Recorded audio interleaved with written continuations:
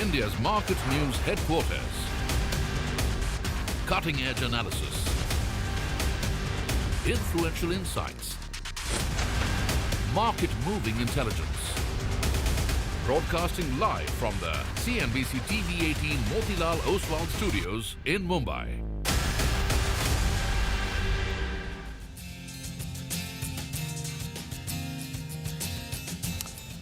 Good morning. You're with us here on a fresh new edition of Bazaar Morning Call. It's a Tuesday, beautiful morning here in Mumbai. It's rained overnight, not raining anymore here, at least not right now. But it's sort of one of those dreamy, rainy, overcast, cloudy Mumbai mornings. We're coming to you live from the CNBC-TV18 Motilal Oswal studios. I'm Prashant, with me, my colleague Sonia and Nigel. Guys, hi, morning. Hi, good morning. Well, one of those mornings when you just feel like sort of going for a long drive, heading to Lonavala or somewhere like that, right? Enjoying the rains. Yeah. But it's a tough situation after what happened overnight because I heard 50 flights have been cancelled because of the rainfall that we saw yesterday. And flights, trains have been severely hit as well. So yes, you know, logistics is generally a problem when it rains like this, but the weather has been awesome. Beautiful weather, and but we've got a market to contend with, so let's get straight to the action. You know, yesterday we had the IMD, the Met Department gentleman who was with us. He said, and we are asking him about the rain. He said, well, till last week people were complaining that bahut dhoop hai, barish kahan hai. But you know, his point was in Mumbai, it always happens like that. The rain comes and then it rains mostly during the night. And then, you know, you have one of those mornings when sort of lives are disrupted for a while. And hopefully then things get back on track. But as always, let's kick it off with market action and how we are poised. We are poised in a very, very quiet way. So yesterday was very quiet for frontline indices, but you'd be sort of completely wrong to say that it was a dead market. It was not. It was a vibrant market for stocks.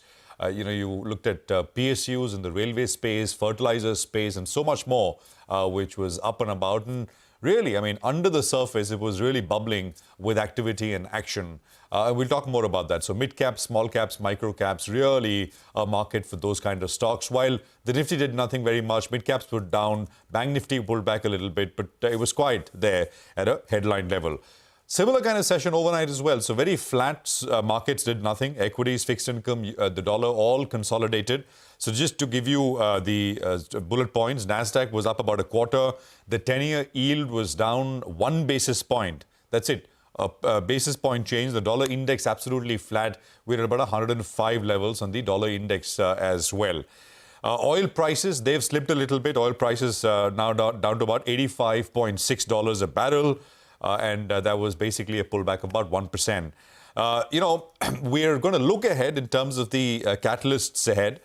So you got two this week at least. You've got Jerome Powell's testimony, which is, of course, you know, in terms of what comes out of there.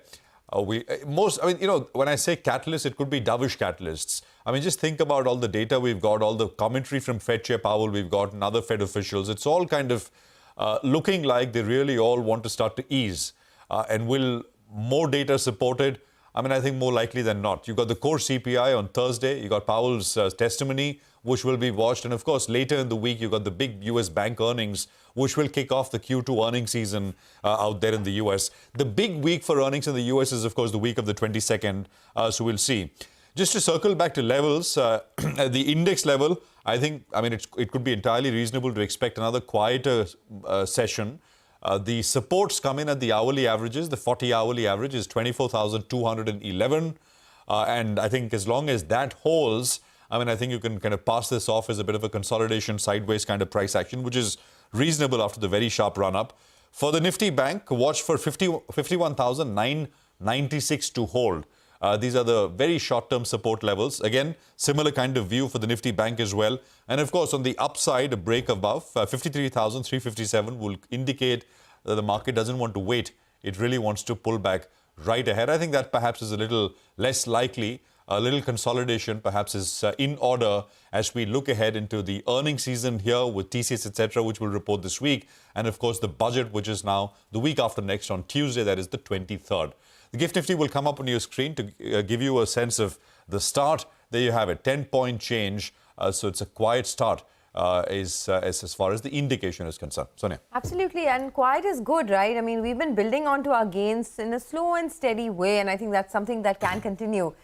even in the next couple of days. So this morning, a lot of cues are positive for our markets. The Nifty has been holding steady around the 24,300 mark. Little bit of consolidation is what we've been seeing over the last couple of days. Now, domestic institutions bought in large amounts yesterday. So almost 2,900 crores was bought by DIIs yesterday. And global markets have been very steady. So the S&P 500, the Nasdaq continue to hit record highs and steady move grind on the upside over there. Stocks in focus, Reliance has been leading from the front. So if you look at it in the last 1 month, the gains in Reliance has been about 9%.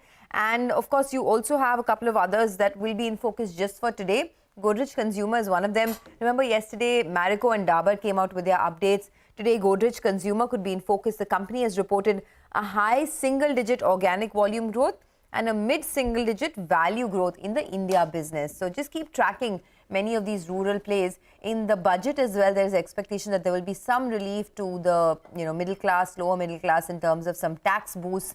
If that comes about, then the narrative is that many of these consumption plays could be a big beneficiaries of that. And then you have earnings season.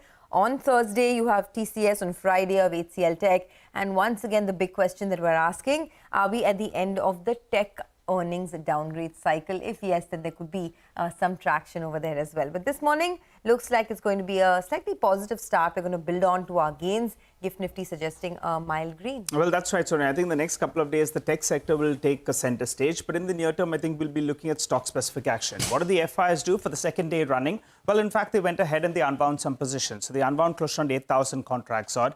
They continue to remain net long with close to around 84% of their positions on the long side. In absolute terms, the FIs, well, they are net long with close to around 3.5 lakh contracts on the long side, while the clients, well, they are net short with close to around 2.5 lakh contracts, and that's been the case for the last couple of weeks or so. Looking at the options data then, the call writers, they continue to believe that they have this covered. They are not expecting the markets to get past the 24,500 odd mark. And that's why, if you look at it, the last few sessions, you have been seeing writing at higher strikes, 24,450 call as well, added closer on 9 lakh shares, which brings us to the levels. And I've been making this point, I believe that we are in this range of around 450, 500 points odd. So that's the broad range that we're looking at. The recent high, that's going to be important. If we can get past that, you'll get a little bit more confident. Once the Nifty gets past the 24,440, 24,450, then you believe that we are up for a fresh breakout. But otherwise, till then, that's a bit of a resistance zone on the upside. Or the July low as well, that's the one that we'll be looking at. We'll keep an eye out on the Nifty Financial Services Index. That plays out the weekly expiry for today. So in the second half of trade, that's going to be important. I just want to highlight a couple of heavyweights. ITC, it's been a rank underperformer. If you look at it in the last 1 year or so, it's still lower. The Nifty is up by close to 25%. So, it saw a big phase of consolidation. And yesterday, it ended actually at the highest point. If you pull up the chart for yesterday, you'll see that it ended at the highest close in the last 5 months or so. So ITC is showing signs that maybe it wants to get out of that zone that it's been in.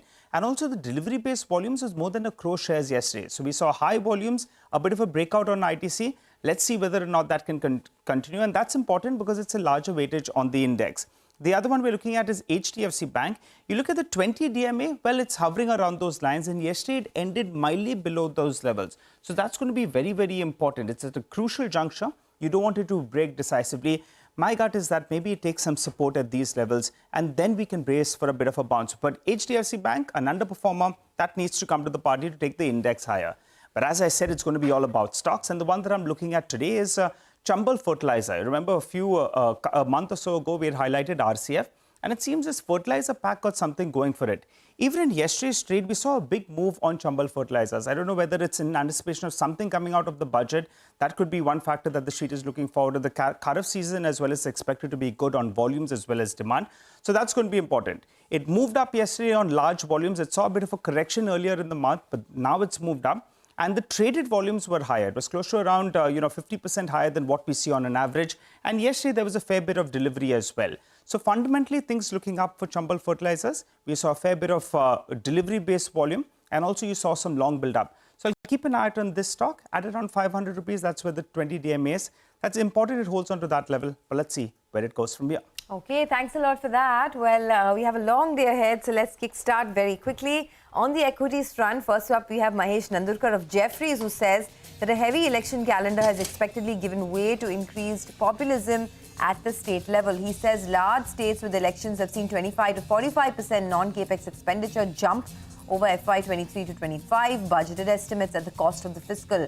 He says income transfer schemes add up to 1.5 to 4% of GDP. He adds this trend also raises questions on the union budget due on the 23rd July. But he believes that the central government has ammunition to please all.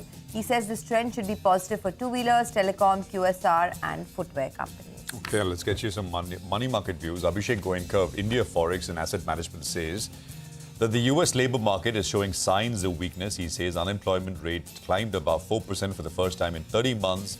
Adds market implied probability of a 25 basis point cut by the Fed in September meeting has risen to 75% from 60% last week, with signs of weakness emerging in the US economy.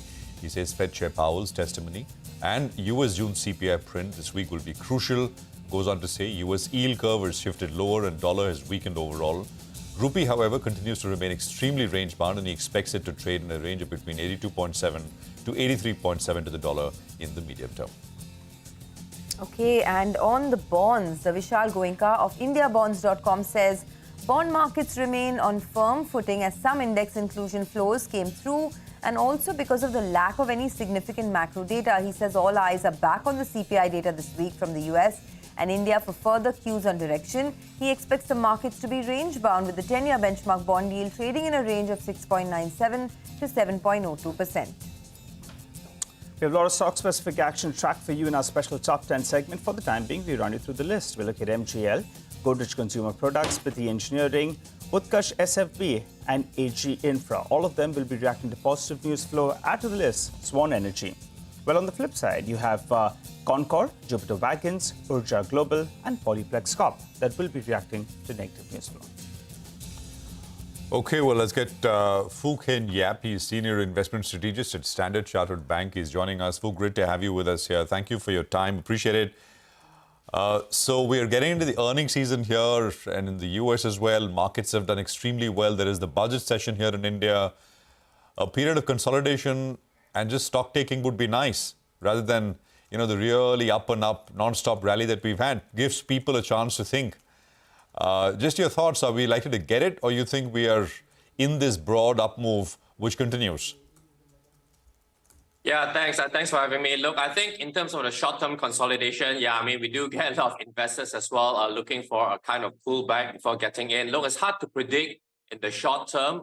Headlines can move things. You know, the big events, as you mentioned this week, is like Powell's testimony, and then we've got a CPI print coming up. We've got US earnings coming up on Friday, they're kicking off. So some of these headlines could impact the market in the short term. I think we're looking out more at the 12 months horizon where we're still constructive, driven by the Fed being able to cut rate and extend the economic cycle and earnings growth really coming through. But in terms of the short-term signals, we do monitor our short-term technical models.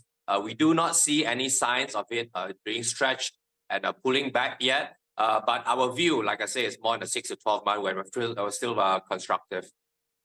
Okay, so no signs of this market being stretched even in the shorter term. And you're still constructive on global equities. Got that, Phu. Good morning and thanks for joining in. This is, of course, for the global markets, right? Back home for India, we have a big event upon us, which is the union budget. The expectations are that the government can do both. Come out with populism measures at the same time, manage the fisc, manage growth, infrastructure, etc. Your thoughts on how to approach the Indian markets now? Yeah, we do like India as a market because our focus, especially on the opportunistic side, is we're looking at earnings growth. And of course, as you know, India's earnings growth is up there and we think it can continue. The reduced mandate for this coalition government now, we think it's going to mean a bit more spending on rural projects as well as infrastructure projects, which is still pro-growth and perhaps a bit more on the green energy side of things as well. But it's really a continuity that we see and government still being pro-growth and the earnings we think will still deliver and the GDP growth that India has above other countries in Asia, we do expect that to continue. So within Asia, clearly India is our preferred market now. People talk about valuations, but with most of the world moving into a rate cutting environment now, we think valuation is a bit of a lesser concern. And so we're really focused on earnings growth and that's where India would really deliver. All right. Hi, folk. Good morning and good to see you in. So we've got our elections out of the way, and the outcome is something that the street likes or has digested at least. But the other big trigger could be the US elections, and it appears that Trump is in the driver's seat, at least as of now. What kind of impact it could have for global markets and India in particular? Do you think it could be a bit of a negative? Yeah, no, thanks for that. I mean, the polls clearly are showing that Trump is way ahead now, and there's a lot of questions on Biden, whether he stays in the race or not.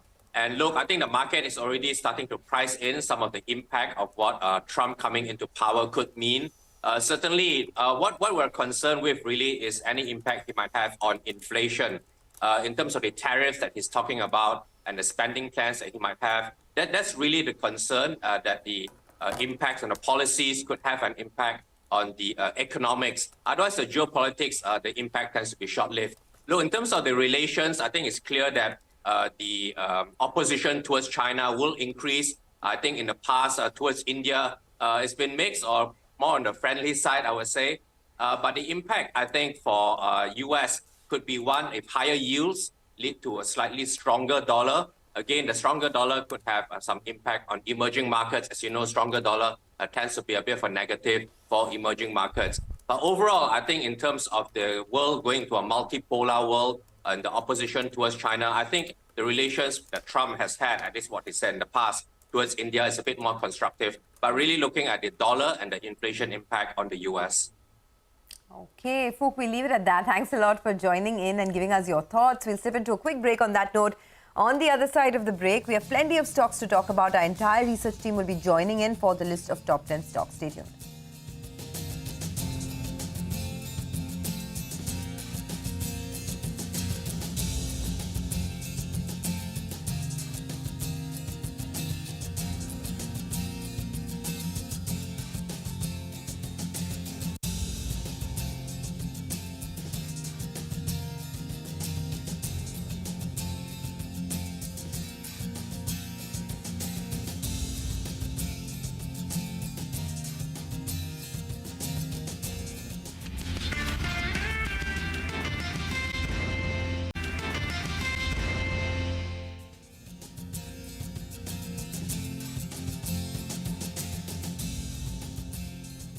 Welcome back to Bazaar Morning Call. This morning, plenty of stocks to track, so our research team is standing by with that list. First up, we have Sonal joining in to tell us why MGL should be on your radar. Sonal, over to you. Good morning, Sonia. Well, after IGL and Gujarat Gas, Mahanagar Gas has also gone ahead. They've increased CNG prices. CNG prices hiked by 1.5 rupees per kg. PNG prices increased by 1 rupees per SCM.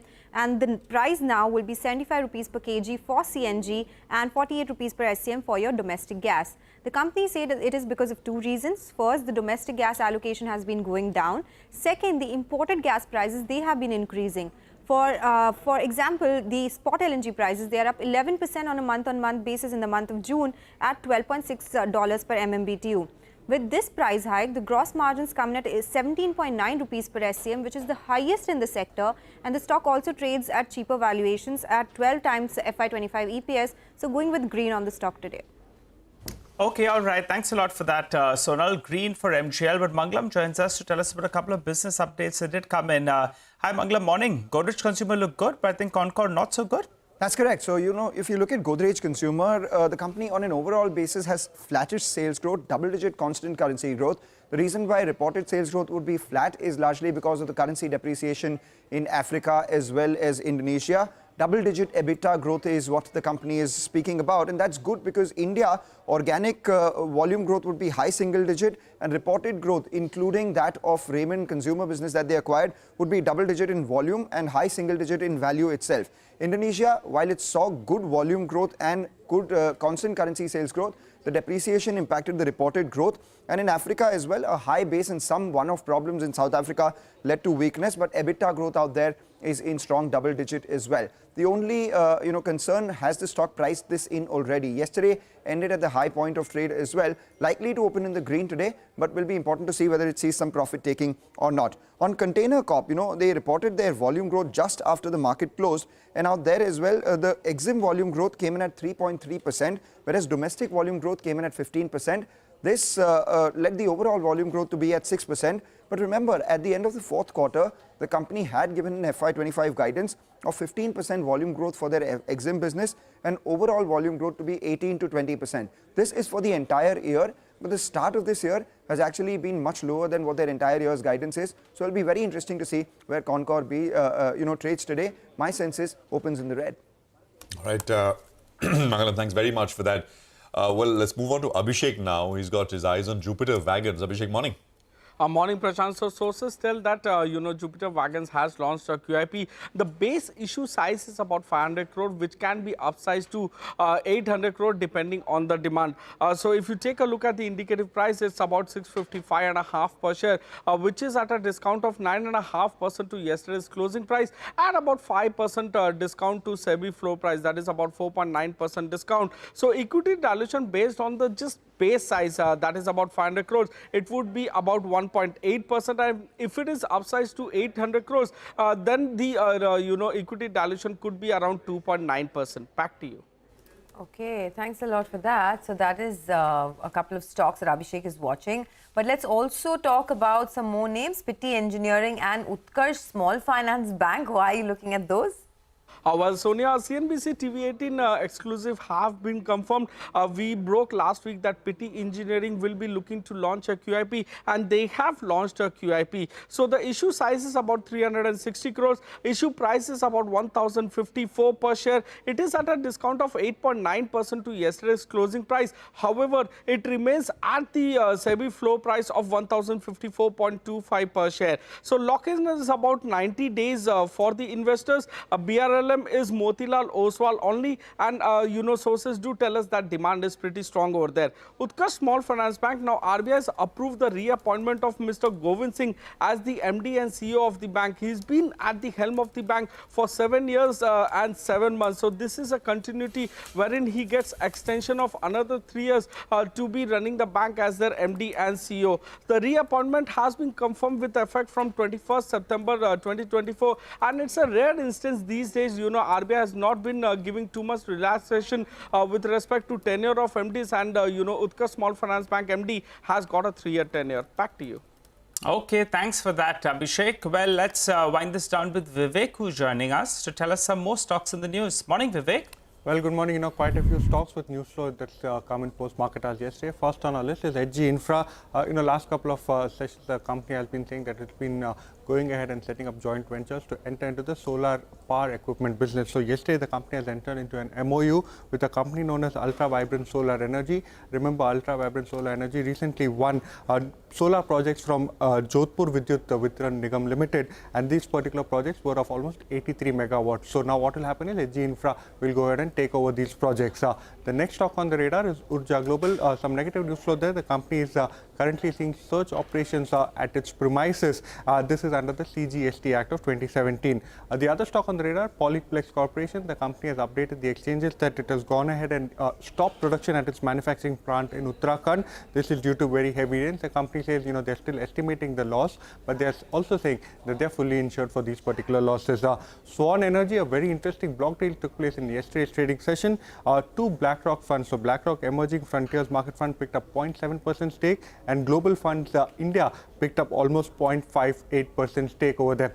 Amongst the sellers, 2i Capital PCC, an entity that had 1.9% stake, trimmed its stake over there, and also Dovetail India Fund also trimmed its stake. It had almost 1.4% stake at the end of March quarter. Okay, well, thanks a lot for that. Here's a quick recap in case you missed out on any of these stocks. Stocks with positive news flow: Mahanagar Gas, Godrej Consumer, Pitti Engineering, Utkarsh Small Finance Bank, HG Infra and Swan Energy. While stocks with negative news flow: Concor, Jupiter Wagons, Urja Global and Polyplex Corp. But there are some brokerage notes to focus on for the day as well. Sudarshan is here to give us the latest on that. Sudarshan, good morning.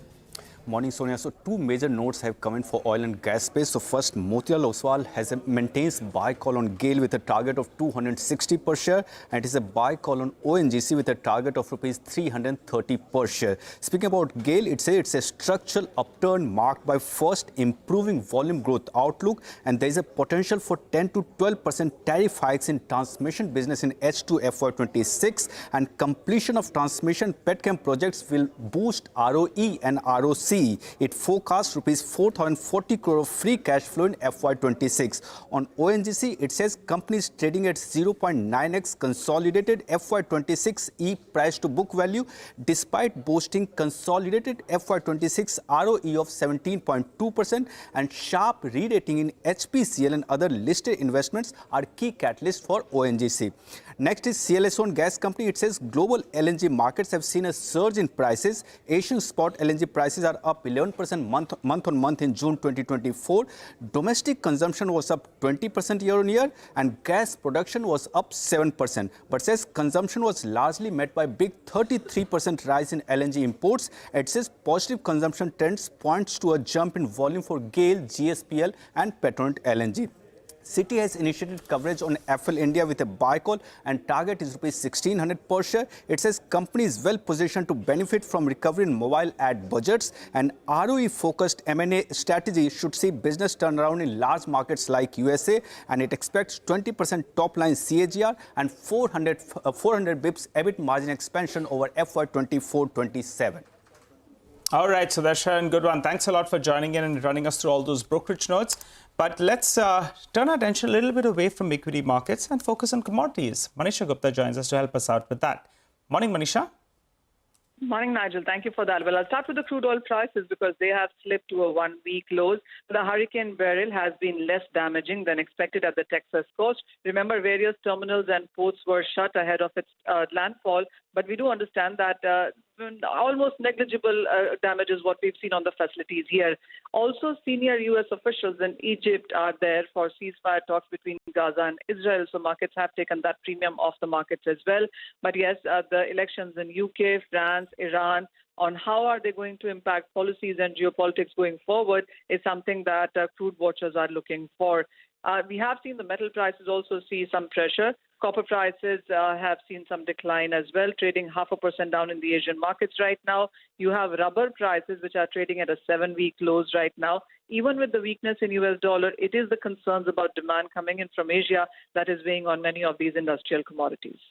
All right, Manisha, thanks very much for that. We'll come back to you for more. We'll take a break. Amnish Agarwal, Head of Research at Prabhudas Lilladher, will be joining in with some stock ideas on the other side. Stay tuned. That's coming up a little later. After that, we'll also be joined by the management at Senco Gold. We talk about their business update for the first quarter, which came yesterday. Stay tuned.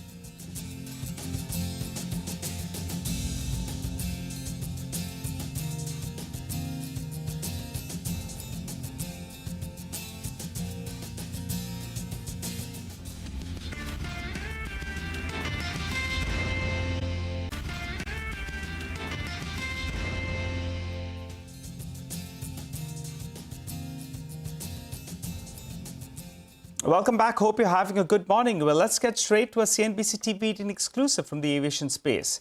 SpiceJet has not deposited Provident Fund contribution for its employees over the last 2.5 years.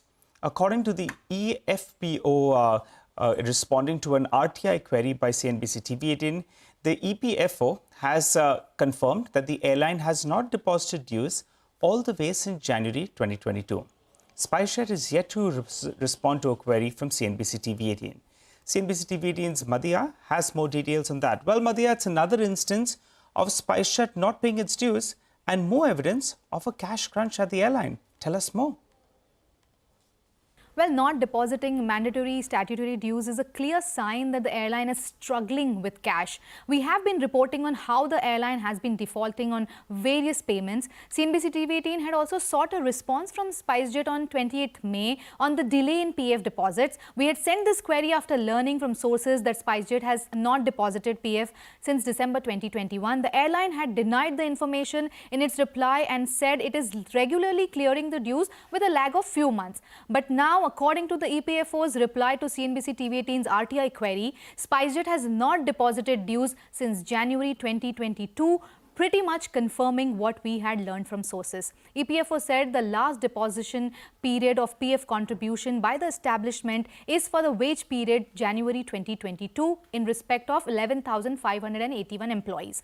The Provident Fund body also said that it had sent notices along with summons under Section 7A of the EPF and MP Act 1952 against the establishment regarding non-deposition of PF contribution. Now, non-payment of statutory dues has consequences. In March this year, the EPFO had warned companies of damages if there is non-compliance in PF deposits. The employer will have to pay an interest of 25% for a default of more than 6 months. Now, there have been more instances of non-payment of dues by SpiceJet. Remember, on the 7th of June, CNBC-TV18, upon receiving a confirmation from the Airports Authority of India, had reported that SpiceJet is operating on cash and carry mode at all its airports in India. The airline is also facing various litigations regarding non-payment to lessors in different courts. So yes, signs of severe liquidity crunch in the airline. CNBC-TV18 had sent a query to SpiceJet. The airline is yet to respond to a query. Got that. Thanks for that, Madhya. Well, let's move on then. Amnish Agarwal, our head of research at Prabhudas Lilladher, joins us on the show. Hi, Amnish. Thanks a lot for joining in. Well, I wanted to ask you about the gas price hikes that we saw. MGL has gone ahead and increased prices. Some part of the street expected that because input costs did go up. The stock trades at a discount in comparison to some of its peers, and its profitability is relatively better. Your view in MGL in particular, and how would you weigh it against IGL as well as Gujarat Gas? This is a problem with MGL. Hi, Nigel. The problem with MGL in the past also has been the, you can say, visibility on the volume growth. Because MGL has been more focused on, say, more like your MMR region. And you can say the volume growth there has not been that great. So that is one reason that the visibility of growth in MGL has been lower than some of the other city gas distribution companies. Now, coming to, you can say, other players like IGL and all, I think if you look at, say, past 5-7 years, the entire city gas distribution sector has got derated. Primarily because, first of all, the amount of margins which they make in the, you can say, your distribution to the households, okay, which is a piped natural gas. So that doesn't give you, you can say, much of a margin in the near term. And as far as your automobile is concerned, there has been a shift happening towards EV, more so from the fleets which are operated by the state, by the, you can say the best buses in, you can say, Mumbai, or the buses which are operated by the Delhi Authority. Okay, so that is why the visibility on the volume growth has not been that great, and that is why if you look at the sector has got derated from where it used to trade, say, 5-7 years back. And I think the scenario is not going to change much from where we are standing in terms of P multiple. Whatever re-rating was to happen, we have seen in the past 12 months that the re-rating has already happened. Okay. The other stock I wanted to talk to you about, Amnish, was Reliance Industries. I mean, it's come back in a big way, right? So this month, Reliance is up almost about 9% in the last 1 month, that is. And it has provided a lot of leadership to this market. Is there more on the upside, you think? You see, if you look at the near-term numbers, whether it is, you can say, the petchem segment or the refining segment, you will not get any big excitement from there. But a stock like Reliance, I think it is not moving on that. First of all, last time we talked about the expected tariff hikes. So that has happened, which will improve the profitability of Jio. So incrementally also, I think Jio, then your retail, plus some, you can say, your news flow on the new energy side is something which is going to be the bigger driver of the stock rather than the core business. So I think as the markets continues to get clarity on these 2-3 new businesses, I think the stock will continue to make new bets. Amnish, hi, morning. This entire railway/fertilizer, but PSU, common thread. RVNL, IRFC, IRDA, IRCON, in the fertilizer space, RCF, NFL, FACT, GSFC. If you want to take a shot at either of the two sectors, comment if you will. I mean, monsoon rains are finally picking up, and it seems like they're starting to progress well over much of the country. I mean, at least that's the feedback we got from the IMD. So what does that do for consumer-facing sectors, agri-facing sectors, etc.? Go on. Okay, so hi Prashant. So I will take things one by one. First, you asked about the fertilizer stocks. Now, as far as fertilizer is concerned, my view is that the inherent growth in terms of volumes is not very great in this industry because your land mass at the end of the day is limited. Now, this year you might do better because the monsoons are normal, but the kind of re-rating we have seen, and then you can say the news flow around the nano urea and all. So I don't think, yes, there could be a case where some of these companies which are into ammonia and all, so there might be some sort of a play, but the core fertilizer companies which are into urea and all, so I'm not much excited by that. On the second basket you talked about was companies like which are into railways or PSUs like you can say IDA and all. I think railways is more like a long-term story. The visibility of growth there, if I compare say a fertilizer company with a railway company, the visibility of growth is starkly very different. Fertilizer companies, except when you increase capacities, can't grow by say more than low single digit to mid single digit in volumes. Whereas the railway companies over the next say 5 to 10 years, they can give you a easily double digit kind of a sales growth very easily. So these are the two baskets. And when it comes to a stock like IRDA, you see it's expensive. At the same time, the kind of investments which are happening on the renewable energy and the kind of targets which India has to go to 500 gigawatts of renewable power, I think their overall loan growth as well as the disbursements, they will continue to move up. Now, where the valuation will settle, I think that is anybody's guess in today's market. But as far as growth is concerned, the growth is going to be definitely there. Okay, growth is going to be definitely. Sure, please go on. Yeah, so now coming to your last question on the consumption stocks. The monsoon has been good, it has picked up very well. But at the same time, one also has to look at two other factors. One is you can see the margins which the companies are trading at, and the second one is your valuations.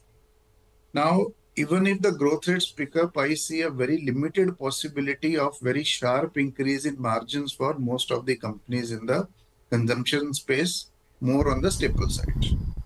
Now, what seems to be happening more, and it might play out more, that once the volume growths in the industry pick up, there will be some increase in the margins, okay, in line with your operating leverage. But the place seems to be more like a sectoral churn again, because most of these stocks, they had not done anything from the last 3 years. And today, in an environment where even the industrials, where even some of the other commodity sectors, they have started trading at very good valuations, then it's more like that there's a flow of money into the consumption stocks. And given the fact that the basket of stocks never changes, and so the market will assigning your higher P multiples. So my view is that incrementally stocks will give return, but a large part of that return will also come from increase in the P multiples and not merely because of the increase in the, you can say, the profitability or you can say increase in the earnings estimate. Okay, well, just stay on, Navneesh. We'll come back to you in a bit. We have the first management on the show joining us now, Senco Gold and Diamonds. The stock has surged 50% in 2024 so far. The company achieved retail sales growth of 11%, same-store sales growth of 4% in Q1 of FY25. To discuss all of this and more, we have Suvankar Sen, the Managing Director and Chief Executive Officer at Senco Gold and Diamonds. Always fun to chat about jewelry, right? Especially for me. But Mr. Sen, good morning and thanks a lot for joining in. I want to start by asking you how demand has been in Q2 so far. There's the wedding season upcoming. There is, of course, lots of traction that we're seeing in the sector itself. But give us some numbers. What kind of growth are you looking at in Q2? And, what is the outlook for FY25?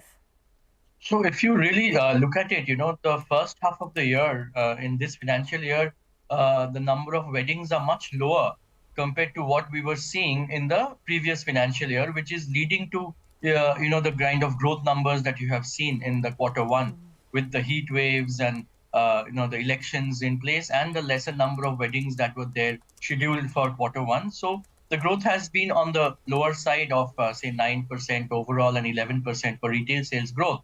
But in terms of the expectations, because we are already seeing that the consumption that is happening at the stores is largely led by the weddings in the second half of the year. So, collections, jewelry, designs for the weddings have already been launched, and people are hoping and expecting that prices of gold might go up further high on this towards the end of the year, so they can start buying now. So with July, there are a few wedding dates, but they are much lower compared to last year. So people are buying, but overall, with the gold prices that have gone up by almost 20% in the last 2-3 months, I think that volumes are taking a hit, and consumers are just waiting and watching that how does the price behave. So this is overall what we are seeing at the consumer end.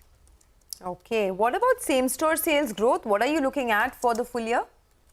So this year, we've got in Q1 about 4%. If you look at the last financial year, we had the same-store sales growth of above 15%, almost 18-19%. So last year, I think the overall sentiments and the consumption was much higher. This year, Q1 should be just like a blip because with so many things happening, consumers also get a little tired. I guess that with the good monsoons that are in place, it all starts with the agricultural sector picking up. So once that move starts moving, then the money, the liquidity starts flowing, and by the time the festive season comes in October, I think we will be able to see much better numbers. But in terms of same-store sales growth, around a low double digit would be something that is expected. About 10 to 12% is a good number to have for the same-store sales growth.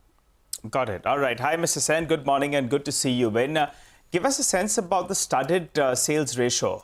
How much was it as a percentage of your total mix? I think it had moved up to around 11%.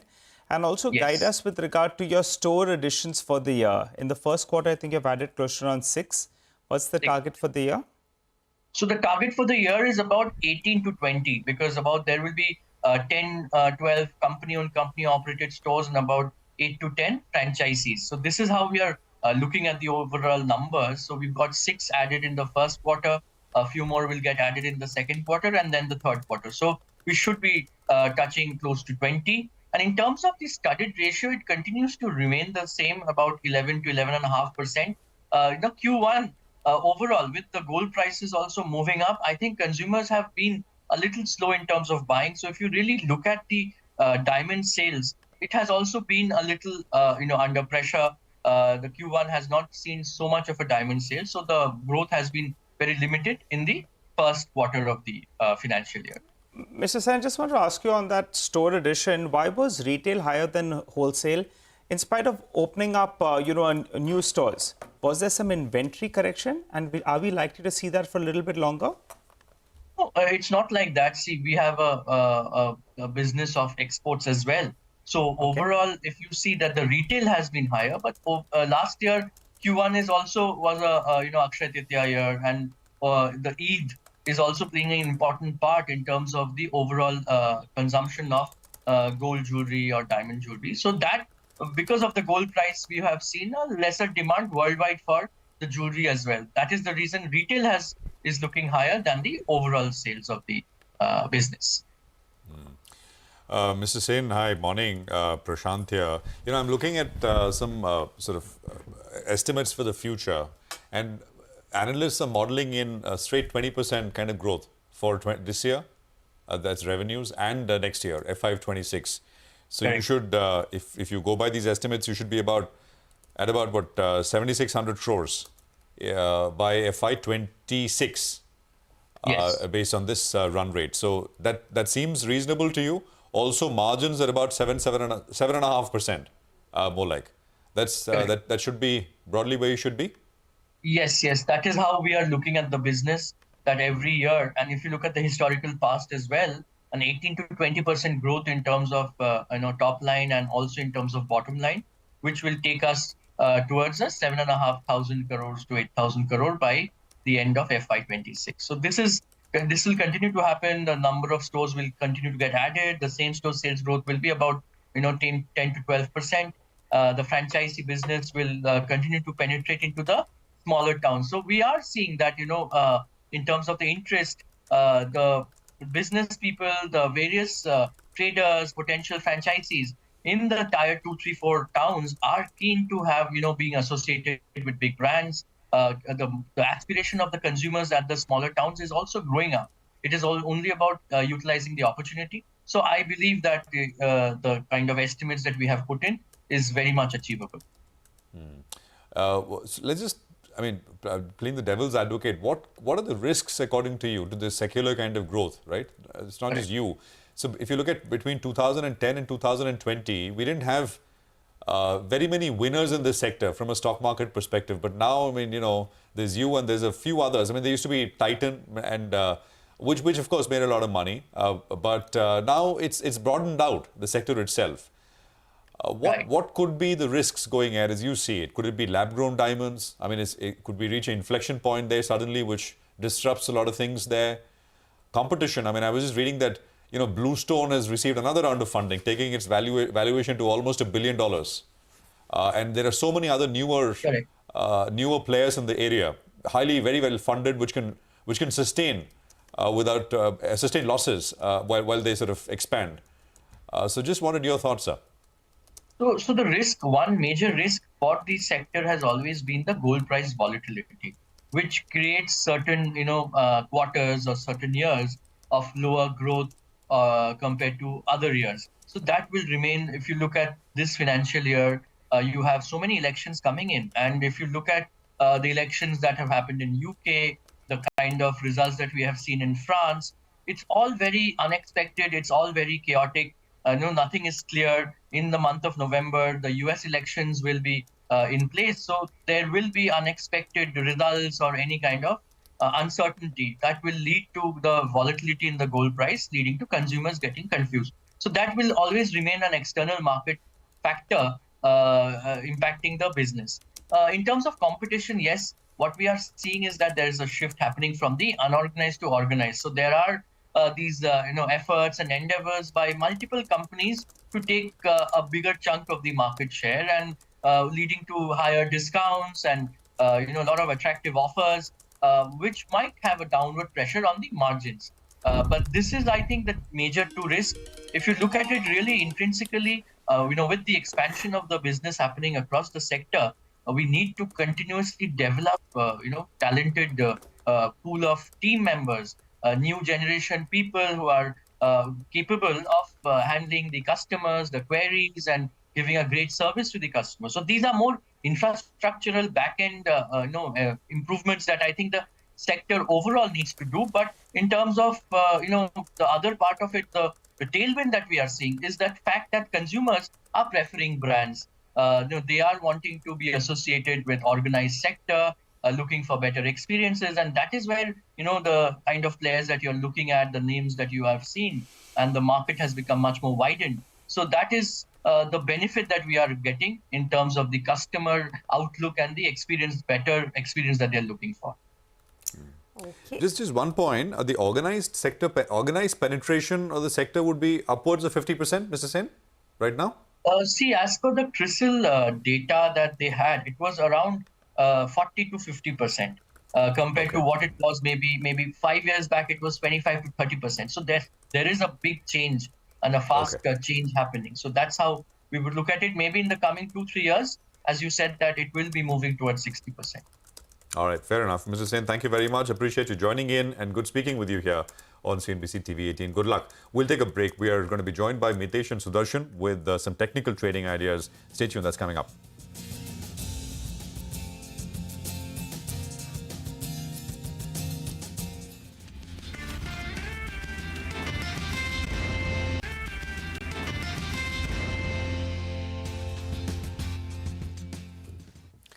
Okay, welcome back. We've got Mitesh and Sudarshan with us with what they are sort of thinking about the markets and what they'd like you to do. Gentlemen, good morning. Good to have you here. Mitesh, indices absolutely flat, so let's just get that over with before we get into stocks, which is where all of the action has been.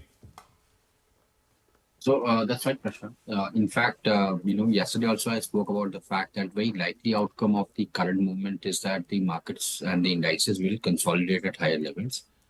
I think Nifty, this 24, 150, 120 is a very strong support range. 24, 400 or thereabout areas are supply pivots. So we might see a 300, 350 point kind of a range, which might last for next 2, 3, 4 days. So I think the idea is that avoid trading the index or trade near the ranges with small stop losses. Okay, Sudarshan Sukhani is also with us. Sudarshan, hi, good morning. Is this a market that can build on to its gains? That's the big question. And if yes, what are the stocks that you're looking at this morning? Yeah, sure. Good morning. See, given the existing circumstances, the markets will build up on their gains. That's what the current view is. Now, something unusual may happen. We can't predict that. But as of now, the markets are consolidating and we can expect a breakout sooner or later. Now, the Nifty is a buying opportunity every day. Every day we are getting those 100-point, 150-point dips, and they should be used to enter even an intraday trade or a one-day, two-day carryover trade. So that's the view on the Nifty. Buy every dip. Now, the stocks are all in the FMCG sector today. Marico is a buy with a stop under 620. ITC is a buy with a stop under 430. I don't know how the FMCG sector has suddenly woken up. UBL United Breweries is a buy with a stop under 2050. And Colgate is a buy finally with a stop under 2900. Okay, Mitesh, what about you? What would your stock ideas be for the day? Yeah, I have a couple of sell calls. After a long time, there are some signs of profit booking in the PSU banking space. So 2 sells to 2 buys. Bank of Baroda is a sell with a stop at 268 for targets of 250, and Canara Bank, that's a sell with a stop at 117.25 for targets of 108. On the buying side is Gas Authority with a stop below 225. I would look for targets of 245 here, and Bata is a buy with a stop at 1510 for targets of 1575. Okay, all right. Gentlemen, we'll come back to you, for more a little later. We'll take a quick commercial break here. We'll come back. We'll have the pre-open rates with us, about 5 minutes away from that. We'll also have Amit Roy of PwC India, and we put the focus on life insurance companies. Remember, data for the month of June is out, which also means that we actually have numbers for the full quarter, Q1. So stay tuned, that's coming up.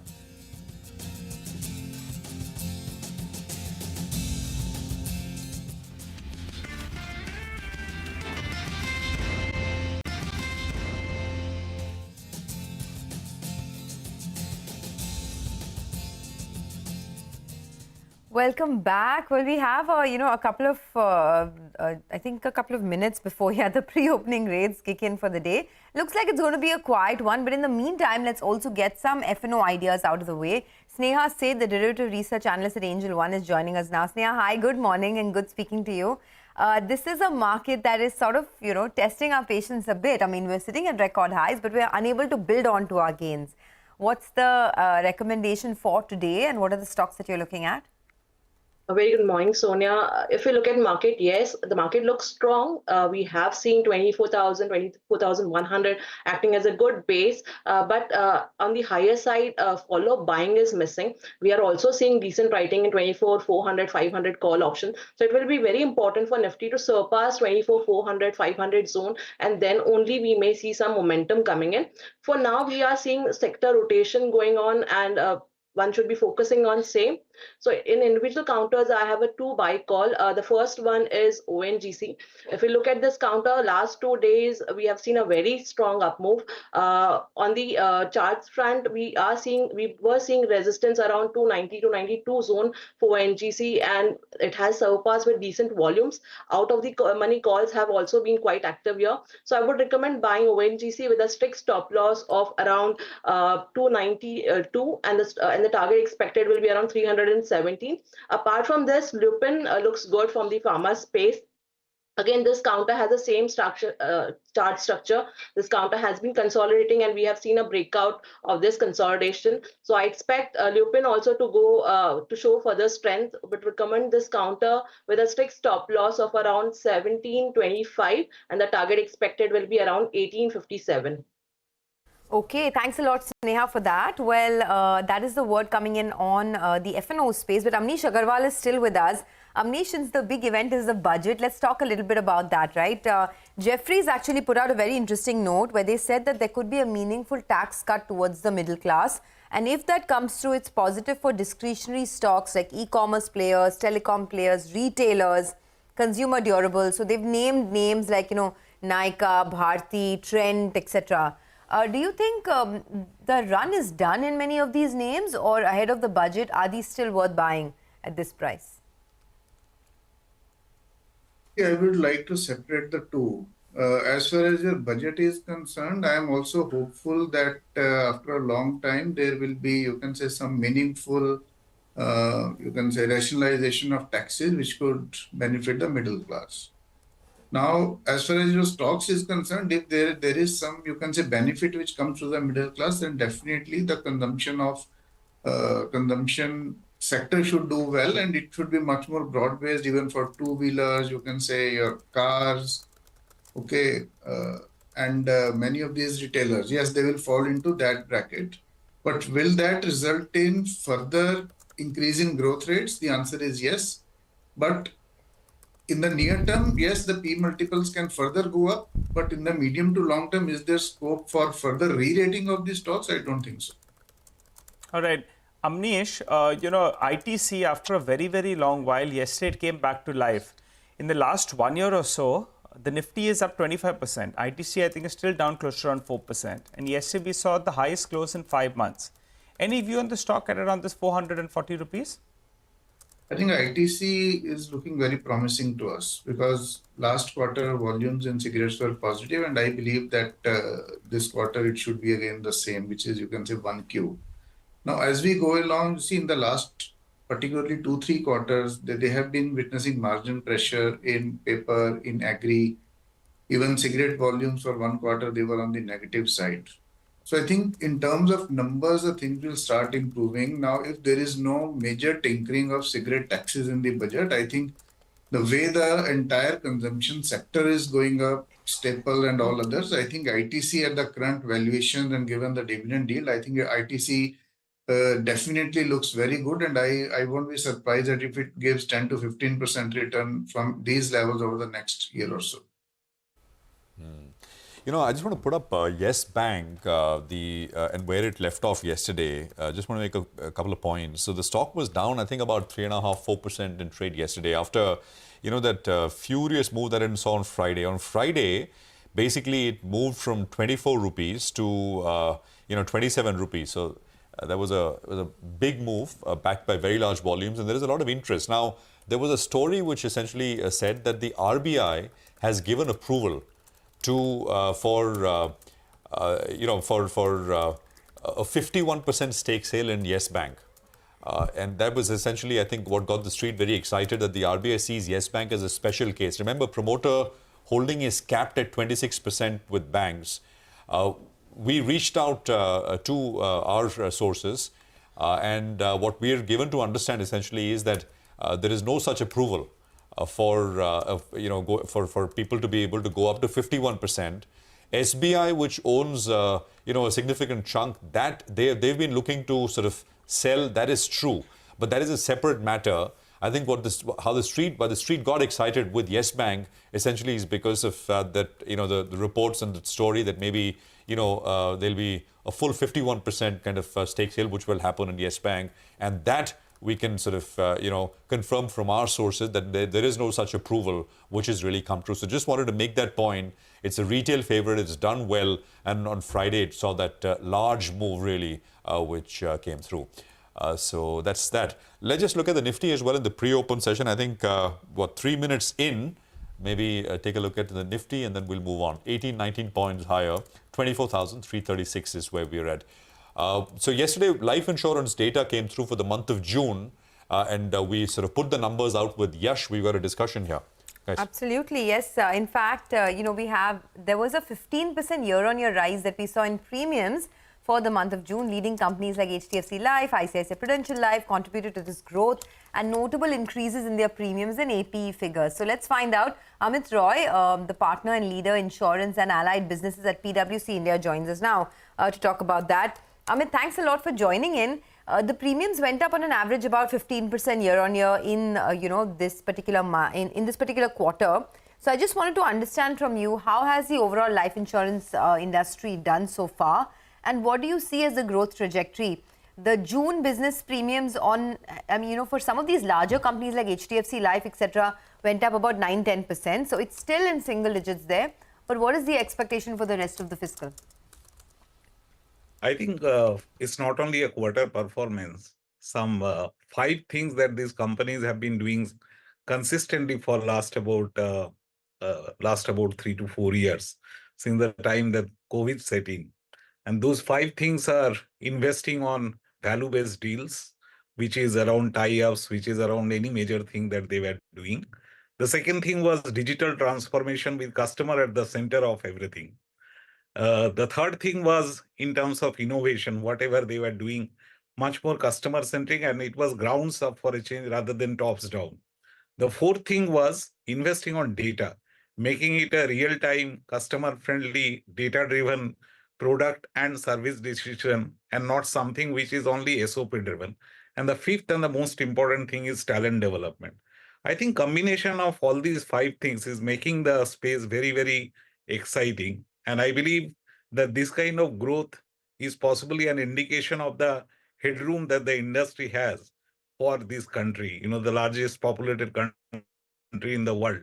We have more than enough room for the companies to grow their business volume and, of course, margin.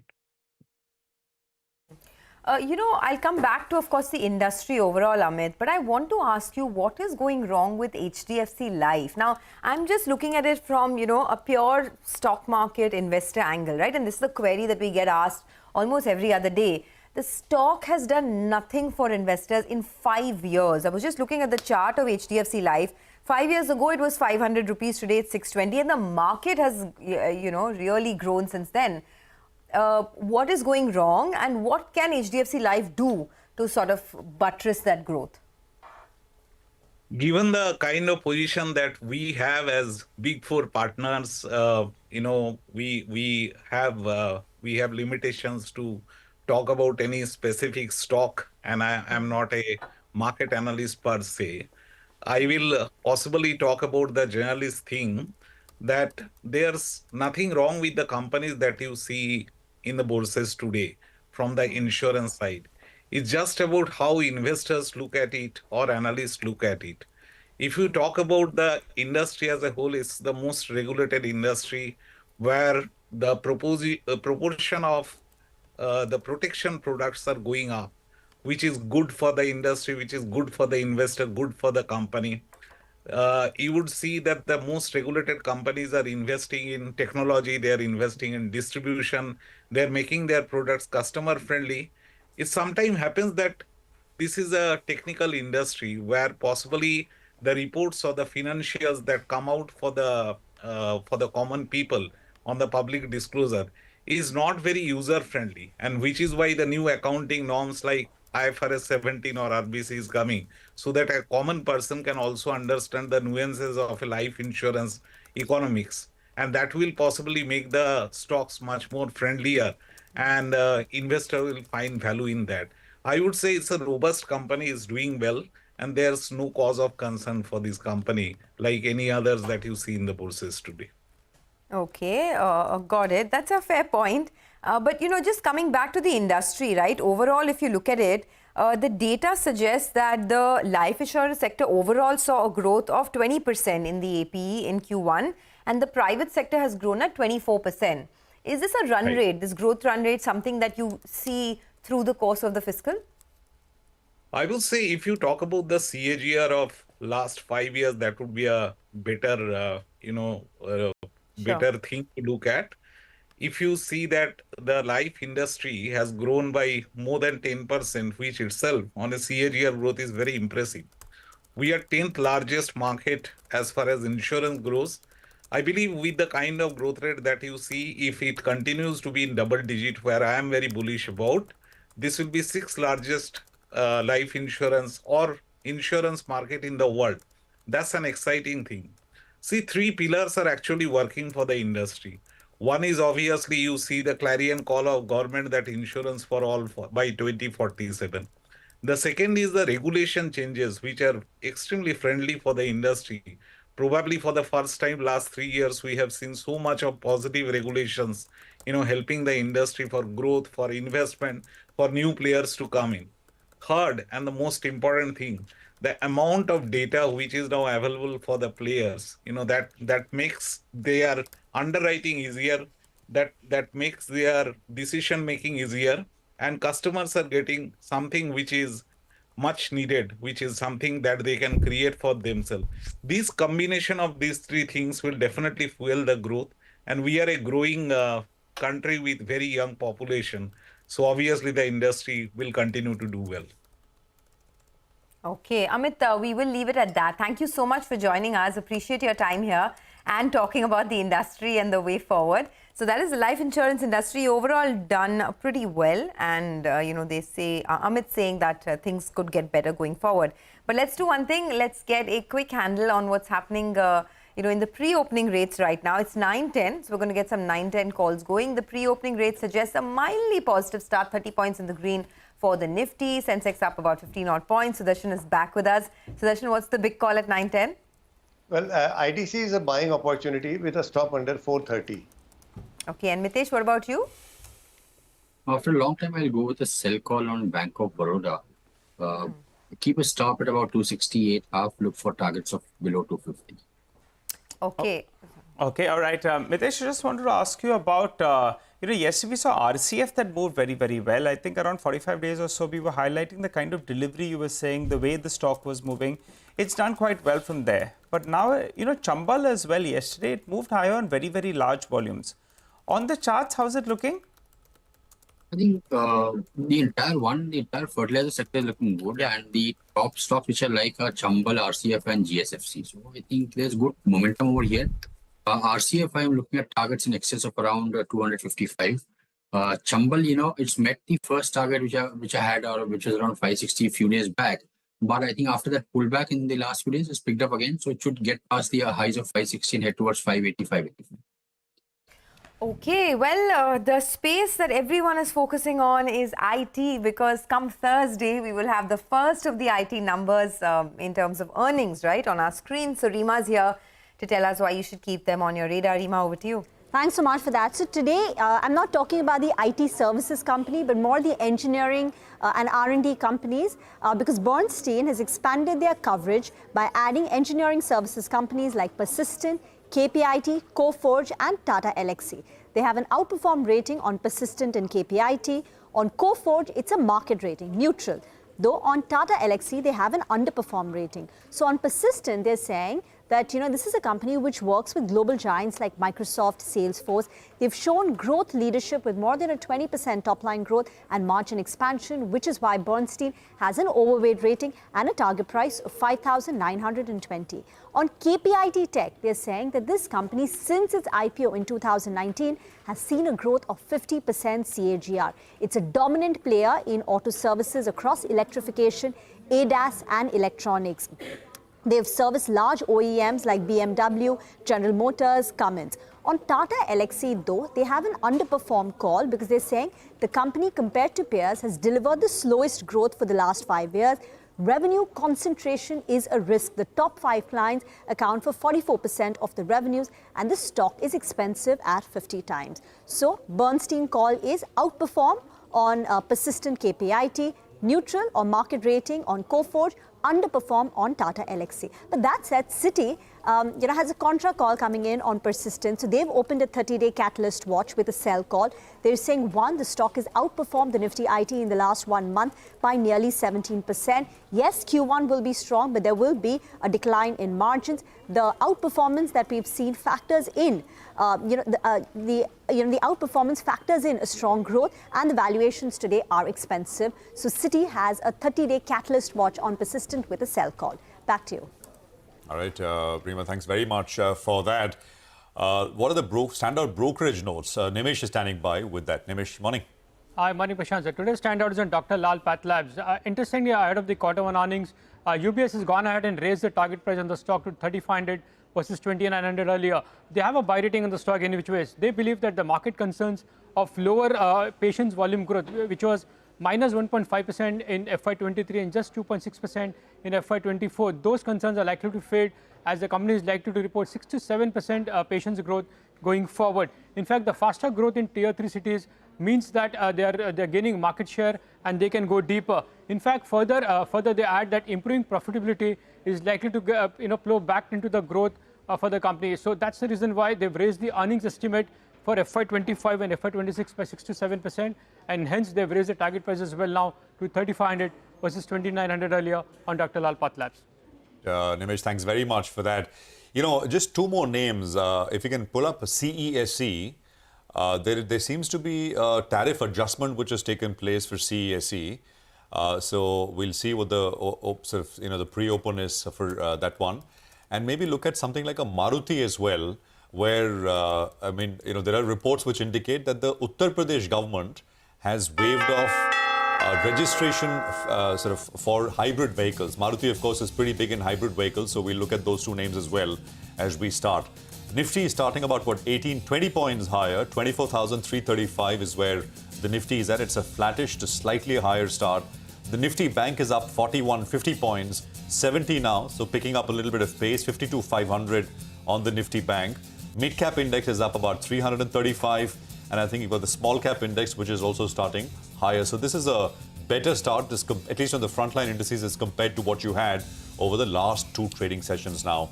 So those are indices, but as always, let's get to stocks. Okay, get into individual stocks, right? Brokerage Consumer really is the one to look at. It's a flattish sales growth and double-digit EBITDA growth that Brokerage Consumer has seen, so the stock is also flat. MGL has hiked CNG prices by 1.5 rupees a kilo. So, that stock is up almost 3% right now. They've hiked PNG prices as well. Nestle, the shareholders have approved an unchanged royalty payment of 4.5% to the parent company. So Nestle is in the news. Utkarsh Small Finance Bank, the RBI has approved Govind Singh's reappointment as the MD and CEO for 3 years.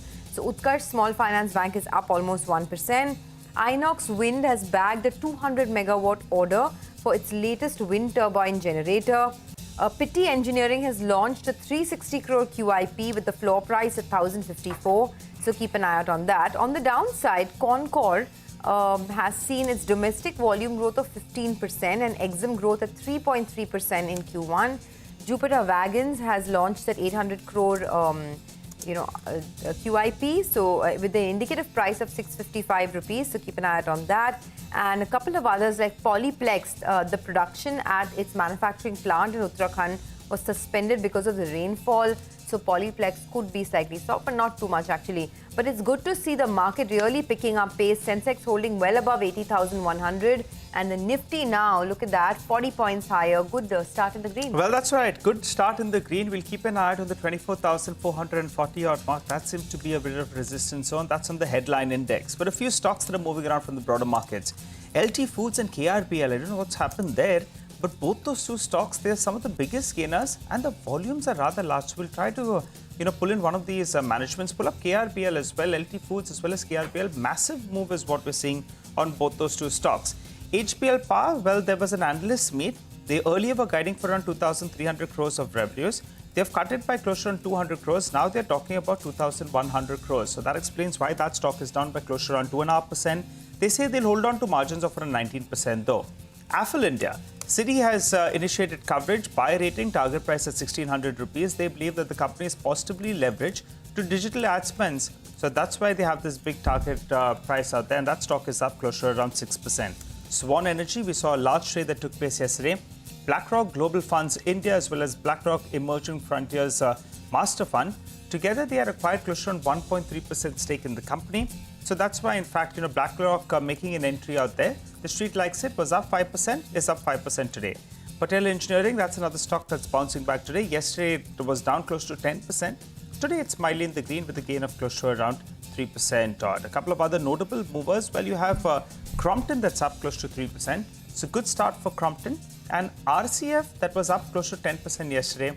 I think the start was well in the green on that one as well. Prashant? 3.5% on RCF to start with, so 235 on that one. We're up 40 points now, so it's looking good with the index at about 24,365 and lots of movers. Well, guess what? The 2 or 3 top volume-led gainers are all a repeat of what we saw yesterday. RVNL, IRFC, RCF, NFL. I mean, throw in a Cochin Shipyard, which took a break yesterday. It's up, back up about 2.5%. So yeah, I mean, that space is doing well. GE Shipping went up 6% yesterday by close. It's up another 4% this morning. I think we mentioned Affle. Well, Cochin I mentioned, but look at Garden Reach as well. So 2% on Garden Reach, starting higher. There is Inox Wind, which is up about 5%, 165. on Inox Wind. KPIT Tech is up about 3%. Torrent Power is up 5%. Maybe we could look at, by the way, Maruti is up about 3%. I think the trigger is the fact that Uttar Pradesh essentially has waived off registration fees for hybrid vehicles. And I think UP is about 10% of Maruti's volumes. So it is definitely at the margin a positive for Maruti. So that's a big mover. And look at CESC as well, which I was talking about. There is a tariff revision which has taken place, a tariff adjustment rather, higher, and the stock starting about 3% up. I mean, as compared to some of the other power utilities, it trades at a significant discount. So keep an eye out on that one as well. Apart from that, I mean, volumes thin out. As you go down the list, volumes thin out.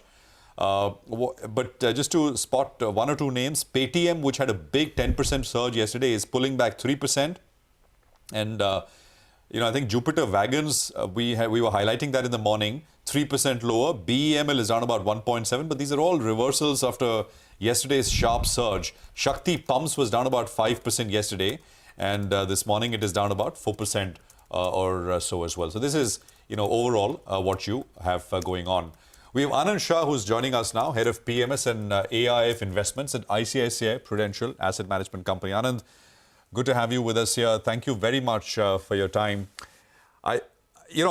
Is the view broadly at the the AMC and the alternatives desks largely similar, Anand, or is there a divergence? The reason I'm asking is because we've been speaking with the AMC team, and I've spoken to them recently, etc. as well, and generally, the view is a little cautious because of the run-up that we've had, especially small caps, mid caps, and preferences now to sort of rotate into some of the larger caps. Where do you stand, Anand? Let's just begin there. We, by the way, recently had an instance of a mutual fund which had stopped inflows into a small cap scheme for a couple of months, which restarted it. I mean, just a testament to the fact that the market just has rallied on and money is coming in. Your thoughts, Anand? Hi, very good morning. Pleasure to be here on CNBC. Thank you. I think the risks are increasing. I think there's no doubt in anybody's mind that liquidity is, drawing into markets in general. Having said that, large caps do have a counter weight of FIs selling, and to that extent, the valuations and the sharpness with which the large caps have moved have been far more muted than what's happened in the mid and small. And within mid and small caps, there are umpteen number of examples where we can actually now see the valuations are just beyond what can be explained through fundamentals. So no doubt in my mind, or for that matter in anybody's mind in our asset management company, that risks are ever increasing with every such bout of liquidity flowing into the equity markets in general, and mid caps and small caps in particular. Okay. By the way, Affle is one stock that's really gaining ground now. I think it's up 4% right now. Citi has initiated a buy on Affle with a target price of 1,600 on the stock, which is a big upside to the current market price. They talk about mobile ad budgets, which are picking up quite a bit across the industry and across businesses that are digital first, businesses that have omni channels, etc. So that will benefit Affle in a big way. Just wanted to point out that stock. Anand, hi, good morning. The big event is the budget, right? I know we talk about it a lot, and because that's our job pretty much, to analyze it threadbare. But from an investor standpoint, is there anything that this budget can bring about which could sort of change track for the market? I've been saying this, that the budgets over time have been more consistent, and to that extent, the incremental surprises that come out of budgets have only decreased.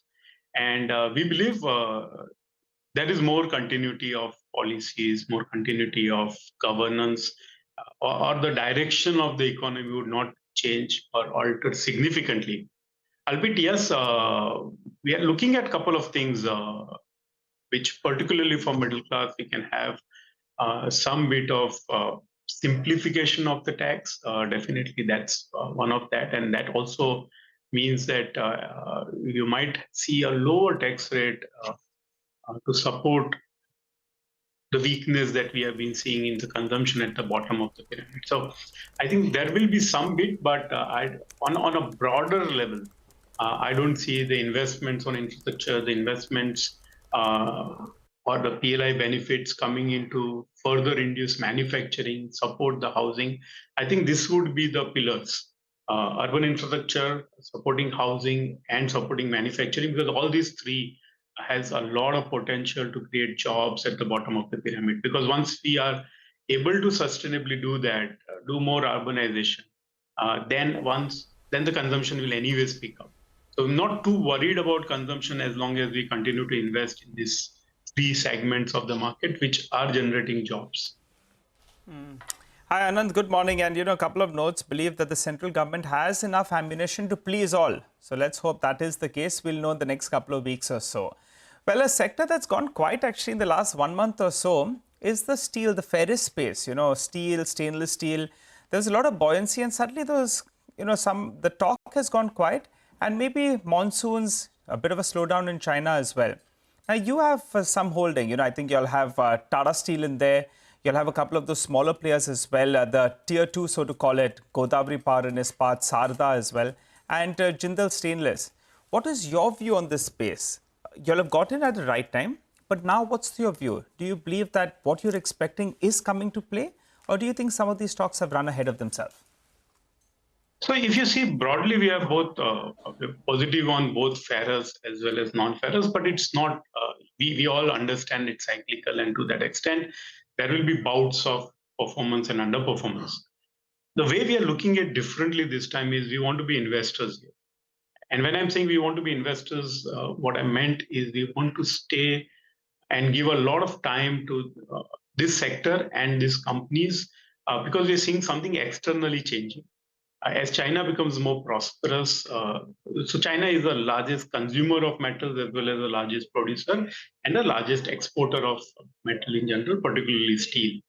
And as it becomes more prosperous, it will have to decarbonize its steel making. That's happening as we speak in Europe, Japan, Korea. It would happen in China also, slowly but steadily it will happen, which means the cost of producing steel in China should structurally go up over the next 3 to 4 years. And China being the largest net exporter of steel in the world, that means that globally the steel price should be, and applies to many other metals. And to that extent, that's a broad thinking that we have, that as China becomes more prosperous, many of these industries where there is significant pollution clamp down or decarbonization of steel making or the metals manufacturing happens, structurally the metal price should move up over a 3 to 4 years. Anand, I also wanted to understand, from you about the entire consumption space, because if this is a budget where you have some SOPs for the middle class, low middle class, then there is a narrative that a lot of the consumption pockets could do well, whether it's retail, names like Trent, etc., whether it's telecom, names like Bharti, whether it is, e-commerce, names like Zomato. But these are stocks that have already rallied quite a bit. So from a consumption angle, how do you play the budget now?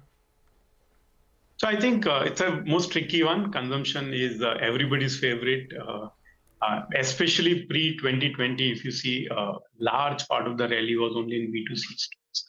So I keep on telling people that consumption is never a problem in this country. We have favorable demographics, rising per capita income. All segments of the consumption will do well. Some will do 5%, some will do 12%, some will do 20%. But consumption in India is generally a structural story, which also makes it more challenging for stock picking because none of the consumption stocks generally will find it very cheap. They're always expensive, given that you have a strong history as well as good future to look forward to. And to that extent, one will have to go bottom up. Within consumption, what we like and what we've been overweight is the services part of the consumption. We spoke about telecom, airlines, travel, leisure, hospitals, those are the areas. Education, we don't have too much listed space out there, but these are the areas where the upper middle class and the rich will spend incrementally more. The products consumption, we have had the penetration. Services consumption, where we can see actually more penetration and faster growth than the consumer products companies. Got that. The flash at the bottom of the screen, CESC, which we mentioned yesterday, there is a tariff adjustment higher which has taken place, which amounts to a hike, and it should be good to cover companies' incremental fuel costs according to IIFL as they are putting it out. So almost 4% gain on CESC this morning. The other one, of course, is Maruti, which is still up, which is up 4% now. So about 12,486 on Maruti coming through there. Anand, just talk about real estate and what you own there. Do you think, there is a large element of the price appreciation has been so large, right? That there is a lot of investor activity as well now. I was talking to a real estate consultancy and they were saying that it could be upwards of, in some markets like, for example, Gurgaon, etc., investor activity could account for 50-60% of a project sales. There are end buyers, so that is there. It's not as if, it's all just sort of trading ownership papers, but there is a lot of investor activity now, and that's essentially what's led to this ramp up in prices very, very fast. Just your thoughts, and is that a risk as you see it, Anand? Indeed. That's the bad news, if you ask me personally, because as I said, infrastructure investment, urban infrastructure investment, housing, and especially the households' investment in housing and manufacturing picking up, all these three are extremely important for the ultimate goal of urbanizing the country. So we have 65% of population in rural India, 35% of population in urban India. If you want to reverse that, and that's the way forward for India to go to 5 trillion to 10 trillion, I think we need all these three. And yes, this is a challenge. And that's why we need to do enormous investments in infrastructure so that the cities expand, and in the same breath, the builders actually can go out, acquire land, and build more out beyond the city centers where the price would invariably appreciate as the demand supply catches up or the demand outstrips the supply in that already developed area. So I think that's one big challenge, but we have examples like Ahmedabad, to some extent Hyderabad, where cities have expanded and the real estate prices have remained soft, relatively soft, and within the reach of the middle class and the households. I think that's very important. So that's where I continue to repeat that we need to continue to invest in the urban infrastructure, keep the real estate prices low, and that's very important. But I think what you're talking about, Gurgaon, to me is more of a exception than norm as we track. And you have to also see this appreciation is after 7 to 8 years of a soft real estate prices. So yeah, some bit of recovery in the real estate prices is given. But barring Gurgaon, I think the prices are not really shot up to worry as we speak.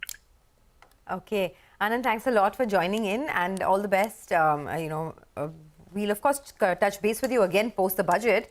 But until then, stay safe and thanks for joining in. By the way, there's some news on CESC. The company has hiked tariffs. Vivek is here to give us more details on that. Tariffs have been upped by almost 6%. That's important information. Vivek, what are you picking up?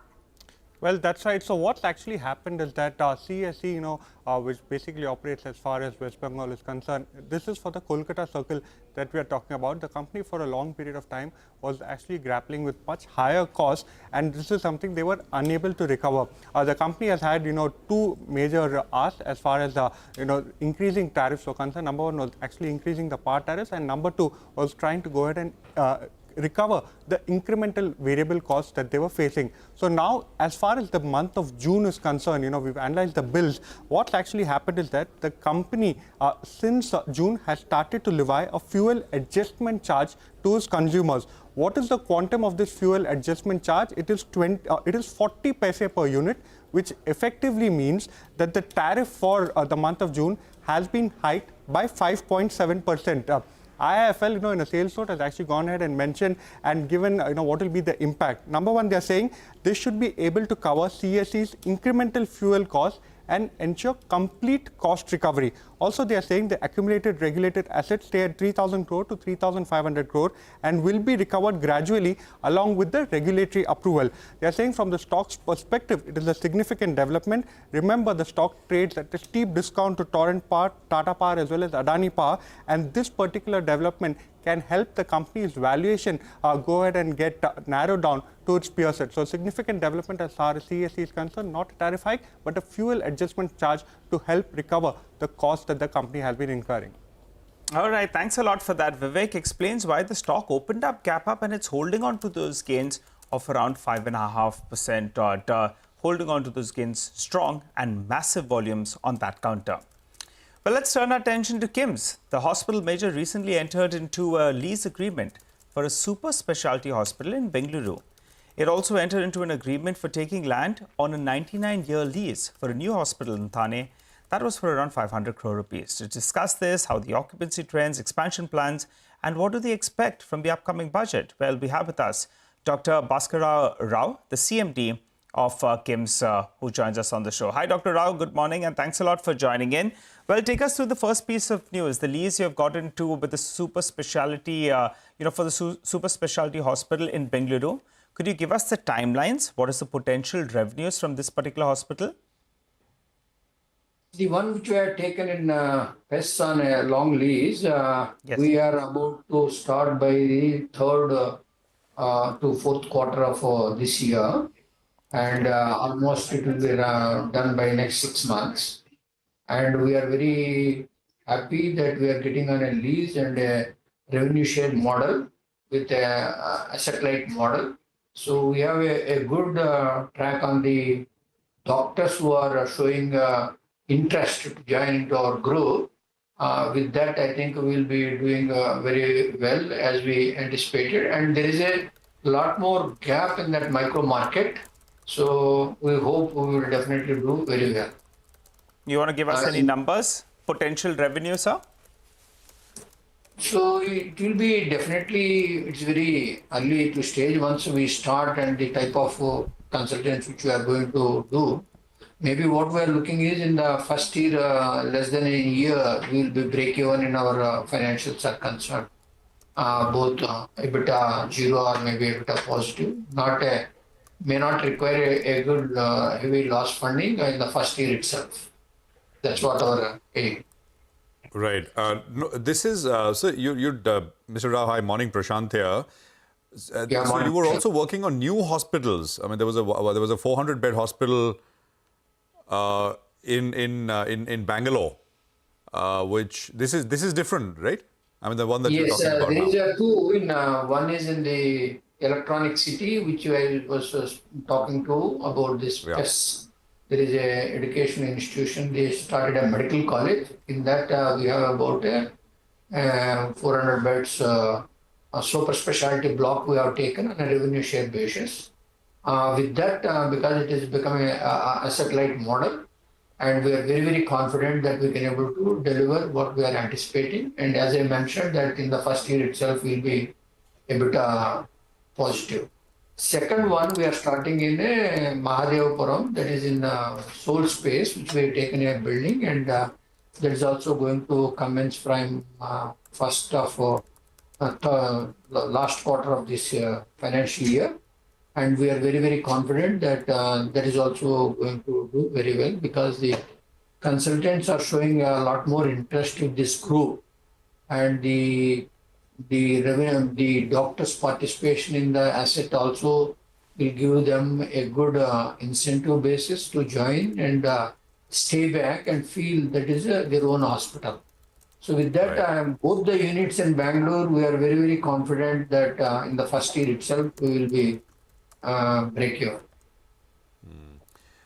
So by the end of this year, what will be the total bed capacity, sir, across the company?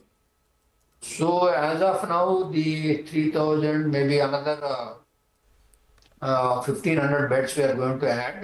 400 in Soul Space and 400 in PES and another 300 in Nasik. Maybe another 400 is coming in Bombay. These are all the things. Maybe nearly 1,500 to 2,000 will come into the new on the existing beds. So 400 beds in Bombay, you said. Any more capex that you have planned in Mumbai? I mean, this is Yeah, that a is lot in of Thane. Okay. Thane, actually, we already put the capex. Most probably by January, February of next year, we are going to start commencing that unit. With that, even though we have this is the full capacity of 400 beds in each facility. Initially, we may be opening about 200 beds and 150 beds. In a 1 year, 2 year period, the entire 400 beds will come into occupancy. Okay. Apart from Thane, anything in the main Mumbai area, because a lot of your peers are entering into this space as well. As of now, we are looking into Thane only once because everybody is will be very cautious to get into 2-3 hospitals in Bombay without showing a good progress in Thane. We may not be able to go. We are looking at opportunities, but we are evaluating those things. But once we are confident that Bombay market, what we expected, if we can able to deliver in Thane, definitely we look for another 2-3 places in Bombay. Okay, and this 300 beds, sure. Sir, you spoke about 300 beds in Nasik that you're adding, right? That happens when? In this quarter, or you're looking at the timeline over the next few quarters? No, we are going to start by end of this month or maybe first week of July, August. Commencing, all the doctors are on board and everything is fine, just waiting for some statutory things once it comes, we are on the job. And this 1,500 to 2,000 beds that you will be adding, say, in the next 18 months, right, or so, what does it take your total bed capacity to? It will go around nearly, total bed capacity will be around 5,500, but operational beds will be around 3,000 or 4,000. Got it. All right. 5,500 operational beds at around 4,000. In the past quarter, Dr. Rao, you had a couple of issues, with regard to the occupancy. You all were doing some kind of activity at one of your hospitals, which explains why the occupancies did come down. Has it got back up, and what should be the average for this year you're looking at? And also on margins, I think there was a one-time 10-12 crore hit that we saw in the past quarter. So what is the steady state margins we should be working with on both these two, occupancies as well as margins? See, last time the occupancy of the last quarter is one of the facility which we are shifting. That's why there's a little bit delay, and also the operational efficiency has improved. The A loss has come down. In turn, the average revenue per patient has been increased. With that, I think the occupancy rate has come down. Otherwise, everything is fine. And then the elections and the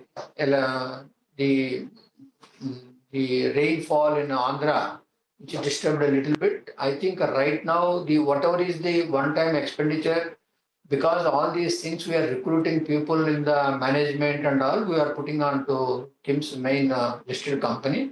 Now we have been segregated and all those things, so that will be able to take that rearrangements of these financials, and this definitely the occupancy and the financials and the cost cuttings have been achieved in this quarter. This quarter will be much better than previous quarter. And this year perhaps, so for the year, that's FY25, EBITDA operating profit should grow between 15-20% for the full year? 15-20%, yeah, definitely it will go up to 15%. That because we are also adding few more hospitals, which may not be able to generate any EBITDA. Right. But the top lines will be better. Okay. Like Nasik. Of course. What about price increases, sir? I mean, I don't think you've taken any price increases over the last couple of years. Are we to expect one, this year in 25? We are very, very cautious about on the price increase, because we will try to achieve adding new therapies and as well as the volume base. And certain areas this time we are going to increase price hike. and we'll keep on not in a full length for all the areas. We don't increase the price. Where we see in the market there is a lot more gap, that we'll be able to increase a little bit. Still, we want to keep little lower than our peers in the market. No, I take that point, but for the cash portion, we have been increasing on certain areas. Okay, this year. so right. So could you tell us on a overall basis on the cash side, what is the price increase amount to on an overall basis? See, it will increase about 2 to 3% on the cash and insurance prices concerned. Just the cash side, sir? What will be the increase? 2 to 3% of the top line. Okay, all right. When is the last hike that you took, sir? What was the last hike? 2.5 years back. 2.5 years back. Okay, got it. We'll leave it there. Thank you very much, sir. Appreciate you joining us, and good speaking with you here on CNBC TV18. Good luck. We'll take a quick commercial break here. We'll come back. We'll be joined by Ashish Modani of ICRA and Ankita Shah of Elara Capital. We put the focus on the infrastructure sector. What to expect out of the budget on the 23rd? That's the question. Stay tuned.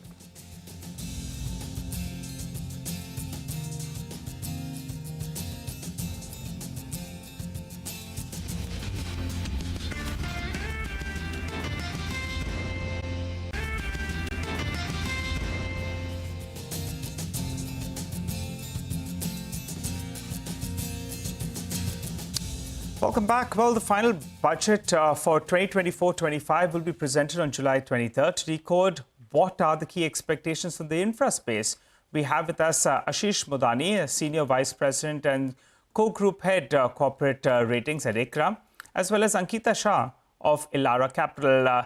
Thanks a lot for joining in, lady as well as gentlemen. Well, Ankita, I want to come across to you first. Before we get to the expectations on the budget, you track Concor, and those numbers look a little bit disappointing. That was one of the top losers on the downside. A quick comment on that. How disappointing were the numbers, and what are you working with for this year? Yeah, so Concor reported 3% growth on the EXIM side and 15% growth on the domestic front. Now, this is lower than the management guidance expectations that were set. They were targeting a 25% growth on the domestic side and 15% growth on the EXIM. We see overall port volume growth also being muted for the quarter gone by. Even if you look at container volume numbers of the power and for Adani ports also has been muted. So I think that has had an impact on the EXIM numbers of Concor.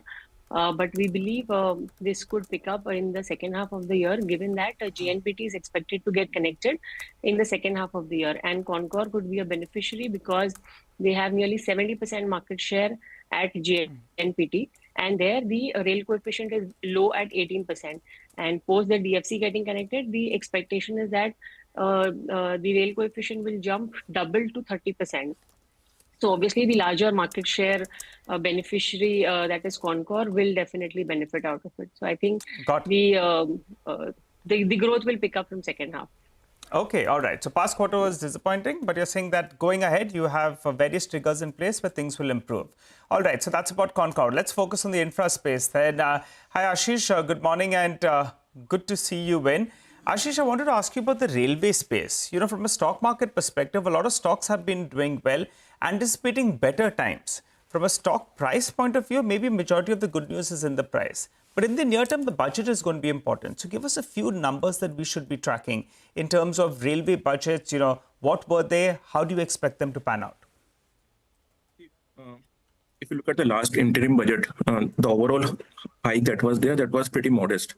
But if you look at it in isolation, it looks modest. But if you compare it with the FY22 level, last FY23, it was a bumper hike, around almost 50% plus. So if you look at it in the totality over the last few years, the share of not only railways and roads, both of the segments has increased substantially. And given the focus of government to reduce the logistics cost and ease of doing business, there is a lot of impetus on the railway as well as on the road segment. So all the entities in this two specific space, transportation space, are expected to do reasonably better than the other segments over the next 2 to 3 years.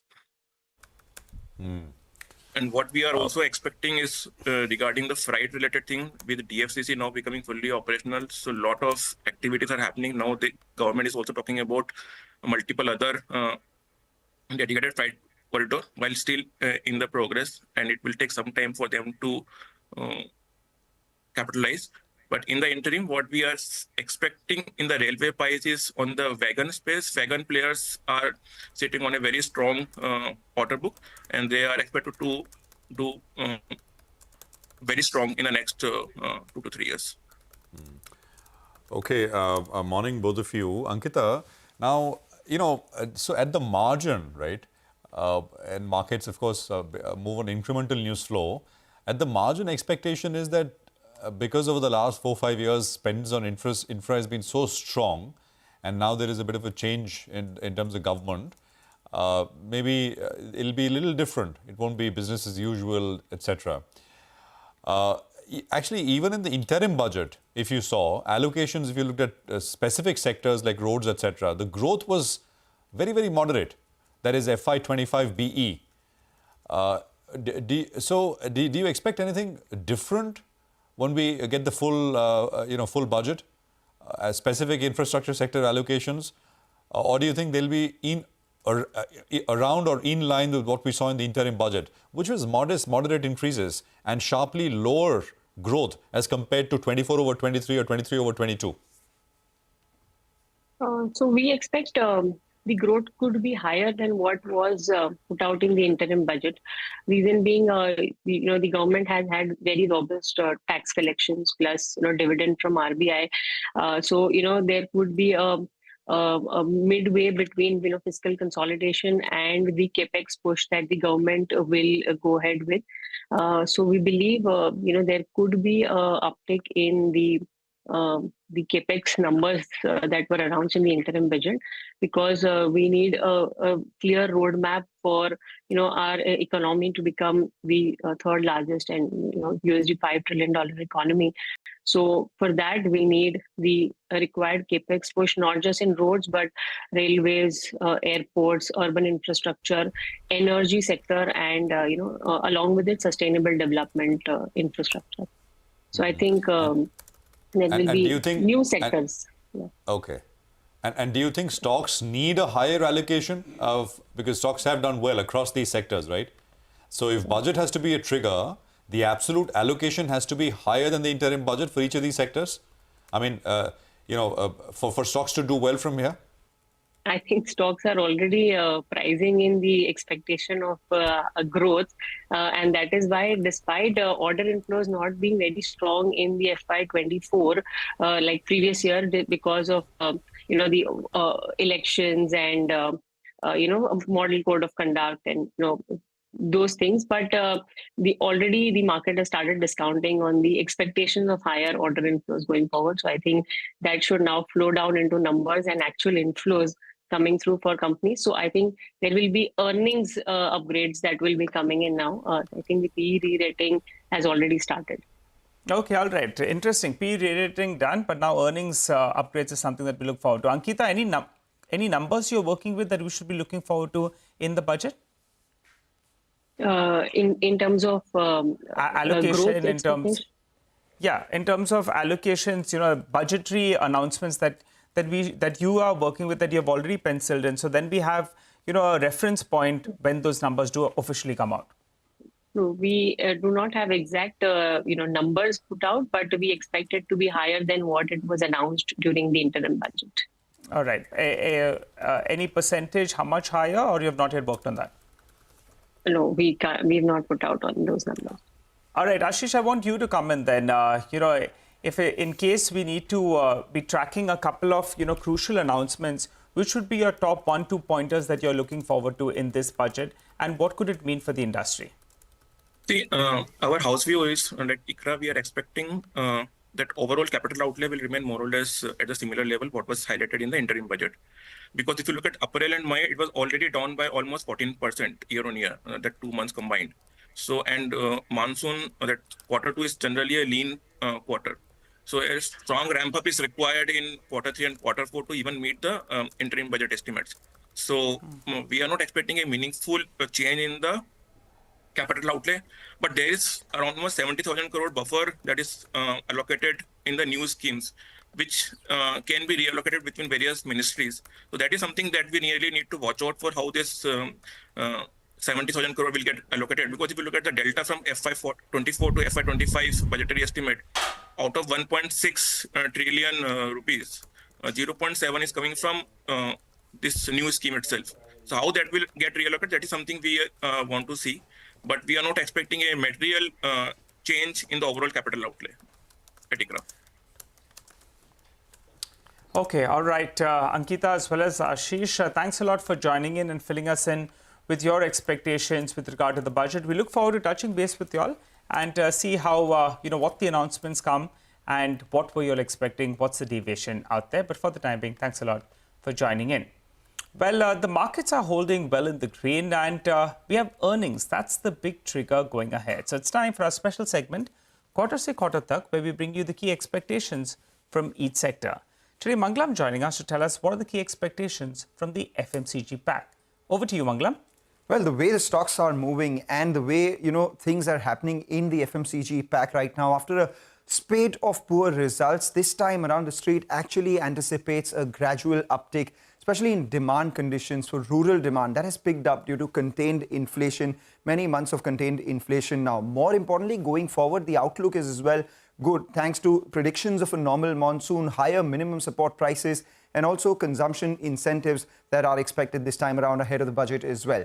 But remember, this was also the quarter where we had, the elections, etc. So sectors such as paints and building materials, labor-intensive sectors could be impacted by the elections and the ongoing heat wave. But on the other hand, we would see a demand pickup for names, categories like cooling oils, soft drinks, talcum powder, ice creams, etc. What we know from the updates so far is that consumer staples have seen gradual recovery. Dabur said the India business is likely to record mid-single-digit growth. Marico saw modest uptick in domestic business as well.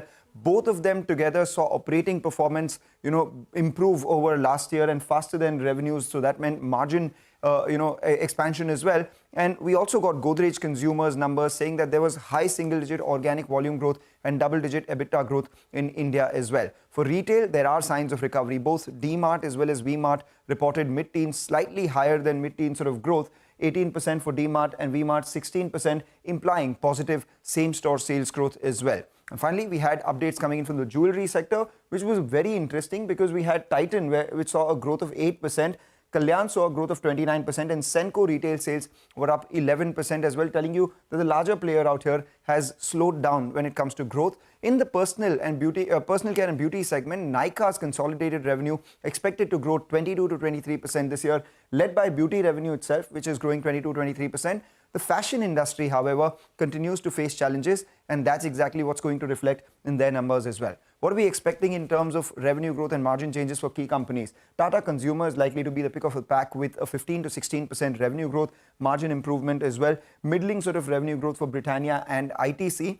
Nestle is likely to show growth of almost 8 to 9% on the top line, with Hindustan Unilever and Asian Paints actually being laggards for the FMCG space. We have Asian Paints where the revenues may decline by about 2% as well, with Hindustan Unilever about 1 to 2% growth in the revenues. The likely outperformers this quarter, and the ones that I'm clearly keeping an eye out on, have to be names like Varun Beverages, benefiting from the strong heat wave, United Breweries as well, improved margins. Imami is the other one. We have brokerage upgrades coming in as well, and there has been noticeable uptick in consumer sentiment, so names like Honasa and Jubilant Foodworks really stand out as well. And finally, with the up move that we've seen recently, the valuations for FMCG space, they've never been cheap, but this time around we have seen some moderation as well. So for names like Nestle, Tata Consumer and Godrej Consumer, these stocks have been outperforming. Valuations are between 60 to 71 times. But for Marico, Dabur, Hindustan Unilever actually is now at a level which is what it was trading at, say, for a 5 to 10 year average as well at 54 times. So that's all about the FMCG space this quarter. Okay, thanks a lot for that. Very helpful there. An uptick in demand is expected given that, things are picking up across the rural areas and the expectation is of a good monsoon as well. Abneesh Roy, Executive Director at Nuvama Institutional Equities, is with us. Abneesh, hi, good morning. That was a pretty exhaustive, report that Mangalam put out on the expectations there. But if you had to pick and choose, which are the stars of the earnings season this time around? Which companies could be the stars this time around? Sure, thanks. Yes, the updates in the FMCG 4 have come and in the retail around 5 have come. In the FMCG space, the volume growth, etc., sales growth and margins all are in line with our published numbers of Q1 preview. But in the jewelry space, clearly Titan has disappointed Street. We had downgraded Titan stock a few months back and we see slightly more pressure there. So clearly, studded has also grown slower for Titan, so the margins will be under pressure. Coming to FMCG, yes, the results are decent given the heat wave, lack of marriage days, elections impacting liquidity and definitely manpower also in few sectors. I think the results updates are decent, but the sector is benefiting because of sector rotation from the investors. If you see the kind of up move we have seen in the sector, in the stocks in the last 1 month, 2 months, I would say that we had already called that out, but good to see that before actual full recovery, we are seeing a lot of the stocks show that. In terms of Q1, definitely we expect that there will be few companies which will see very strong numbers. So clearly Varun Beverages, Imami, Brokerage Consumer, Marico, Dabur, etc. all have seen decent number. Even Adani Wilmar is seeing good recovery. So we expect Adani Wilmar next 1 year should be very strong. Good volume growth and pricing also coming back. But from the bigger companies of the sector like HUL, ITC, Asian Paints, we expect a weak performance in Q1. But in those stocks, the valuation comfort is high. So if any investor wants to play the consumption revival, but is willing to wait for the Q1 weak numbers of these three companies, I think post the results, it's a very good time to accumulate HUL, ITC, Asian Paints also, but from a 1 year perspective. But from a near-term perspective, our topics will be essentially companies which are doing well in the near term. So Varun Beverages, Imami, Britannia, Brokerage Consumer. We also like Nestle and Bikaji in that. But United Breweries will be impacted negatively in Q1 because of the election-related impact. So there are slightly weak numbers there. Okay, all right, Abneesh, thanks a lot for joining in, and good call on Titan. And you're saying you continue to remain negative. The stock has seen a lot of pressure. What's the target price you have on Titan? And I think on the flip side, Imami, y'all were one of the first to call out, I think, that things are turning for them, and y'all were quite positive. What is the target price out there? That's been a big mover, Imami. Yes, Imami, we expect that in Q1 you will see close to double-digit sales growth and strong volume growth in most parts of the business except Kesh King and in their Fair and Handsome portfolio. Those two will see a YOY dip, but rest of the portfolio will be very strong for Imami. Even HPC will be strong. And we expect that in the coming 3 quarters also, because Imami has almost half of the business, India business from rural, we expect double-digit sales growth and double-digit EBITDA growth to continue for Imami. So we remain positive. The stock has moved up very sharply in the last 1.5 months. So we will be looking to upgrade our target price when the next note comes. But we see that 15-20% kind of upside from here also is possible in Imami. Because still, if you see, even after this up move, the stock remains relatively cheap in spite of a double-digit kind of a sales growth and EBITDA growth coming back to the business. International is also doing well for Imami. On Titan, we see that, yes, even Q2, we see weak numbers. So Q2, if you see, base margins are quite strong. Yes, marriage days, there will be some recovery.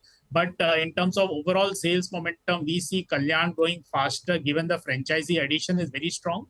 So we remain underweight on Titan. Our sense is, although stock has corrected meaningfully, next 3 months, there is a lack of trigger. I think H2 is the time where the marriage days and a lot of the gold pricing impact, etc., will be behind. But concern on lab-grown diamond remains, as of now, that remains a monitorable. So we see that from here, maybe the stock correction on absolute basis is limited, but time correction is possible. But from a 1 year perspective, after Q2, I think the stock can give 10 to 12% return, but Q2 results will also be weak for Titan in our view. Got it. One of the top ideas I think you have, which you have sounded positive on, was Brokerage Consumer. They came out with their quarterly update, and I didn't see any big problem out there, but maybe the stock ran up in anticipation. It's currently down more than 2%. You continue to remain positive out there, and what was your analysis of the operational performance? Yes, Brokerage consumer stock had run up. You're absolutely right. The update was exactly in line with our expectation. So yes, what are the weaker points of the results? Because there are a lot of strong points in the numbers. I think in Africa, the double-digit volume dip is a proactive step by the company because they are looking at a profitable business in the Western Africa, where they have taken proactive steps to cull the loss-making businesses or low-margin business. That's a proactive step. We expect Africa business to come back to low single-digit volume growth from Q2. I think that was a slight negative. The other negative we had already called out in the preview that mosquito repellent business in Q1 will be flat on YOY basis because of the heat wave. We expect that a disruptive launch in mosquito repellent will happen very soon, and that will be a key monitorable for the stock. If it does well, we can have a double-digit growth in mosquito repellent visibility from next quarter. But if it does not do well, then I think the stock would correct a bit. But it remains a strong top-tier performance in this quarter. Also, Q1 was a strong performance in most of the key parameters. Okay, thanks a lot for that. Well, that is what you can expect from the FMCG space. Let's slip into a quick break. On the other side, we'll put focus on the commodity space with Manisha Gupta. Stay tuned.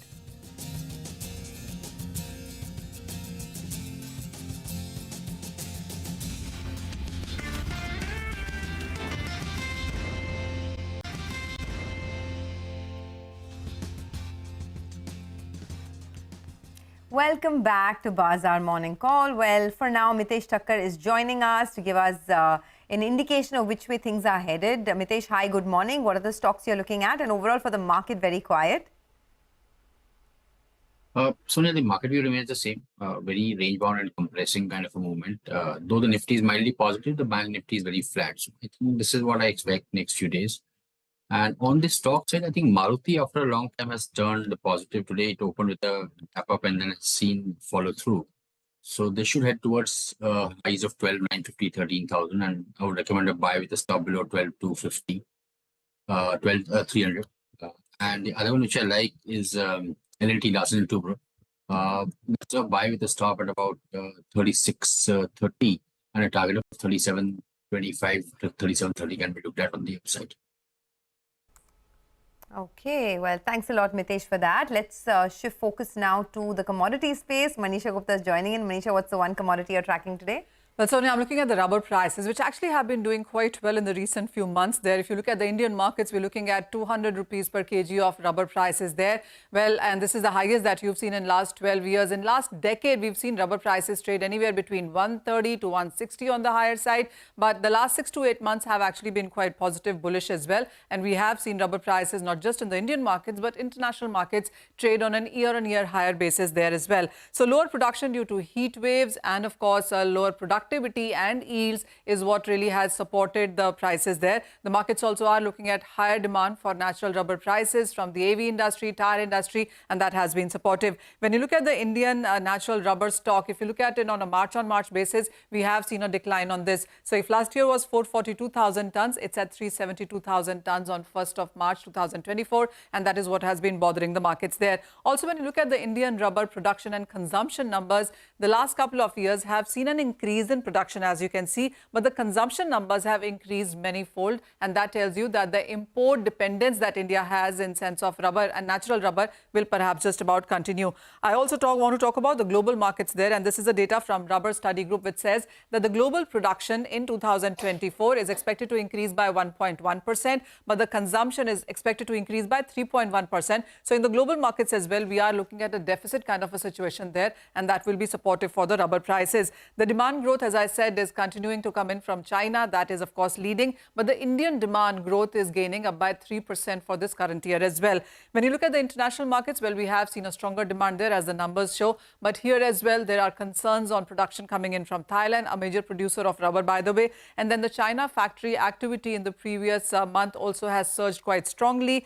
Our latest report shows that there has been 3 China, EV makers who have done record sales of automobiles in the month of June. So that tells you that the demand has been on the stronger side and the rubber prices could be supported going forward. Okay, thanks a lot for that. Well, that is in the commodity space. But I also wanted to quickly talk about the big stock in focus this morning, which is Maruti. Maruti is now up almost 4.5%. And if you're wondering why, the Uttar Pradesh government has waived off the registration fee on any hybrid car that you buy. And because of this, 100% waiver on the registration fee of the hybrid cars, the potential benefits that consumers can have is up to 3.5 lakh rupees. So that could be a big boost to the sales of hybrid cars as well as overall demand in states like Uttar Pradesh. This is positive for Maruti, Honda, Toyota that manufacture hybrid cars.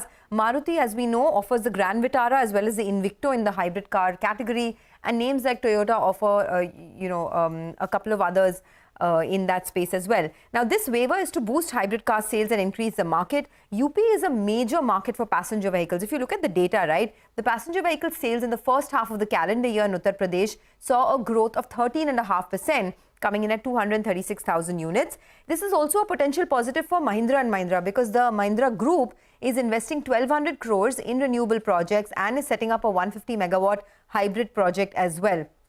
But if you look at just the hybrid car category, it's very small currently. Just 2% of the overall volumes of the passenger vehicle space come from hybrid cars. But yes, this is a big positive, and hence Maruti stock is up almost about 5% right now. Let's step into a quick break. On the other side, we'll be joined by Puneet Chhatwal, the MD and CEO of Indian Hotels, to discuss the demand and the business outlook. Stay tuned.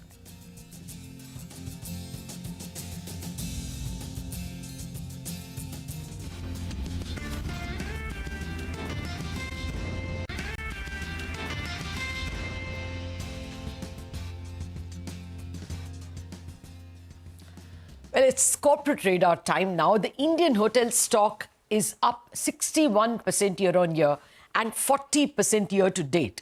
But if you only looked at the past month, the stock has lost about 10% from its recent highs of about 660 rupees.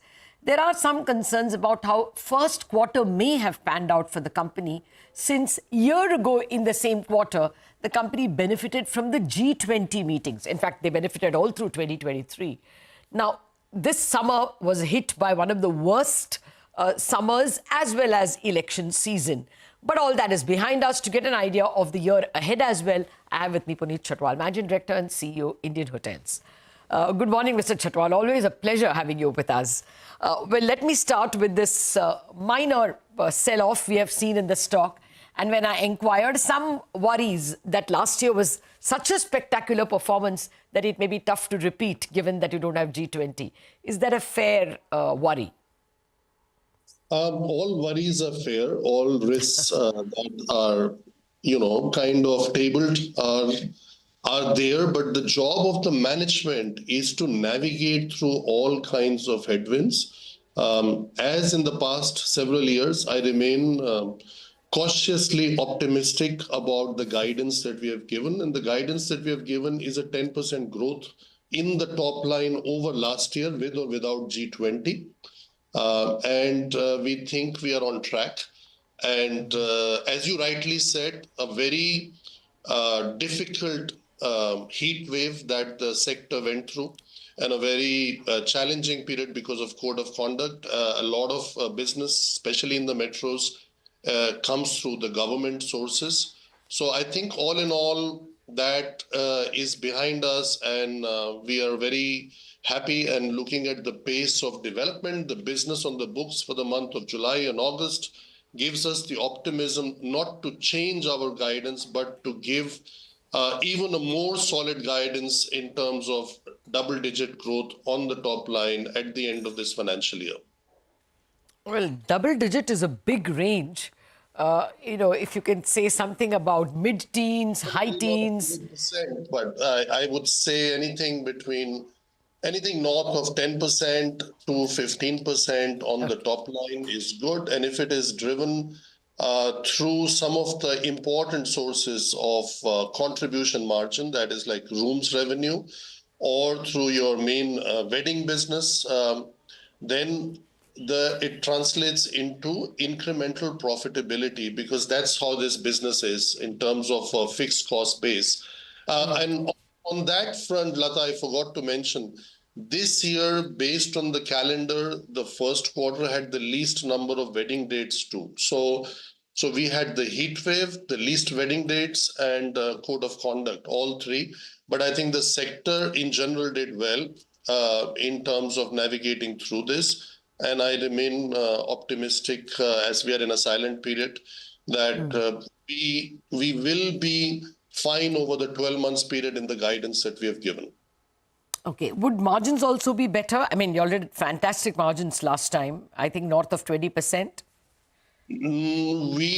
For the year, we did 33% almost. So I think anything north of 30 for the full year is a very good industry-leading margin on a global front.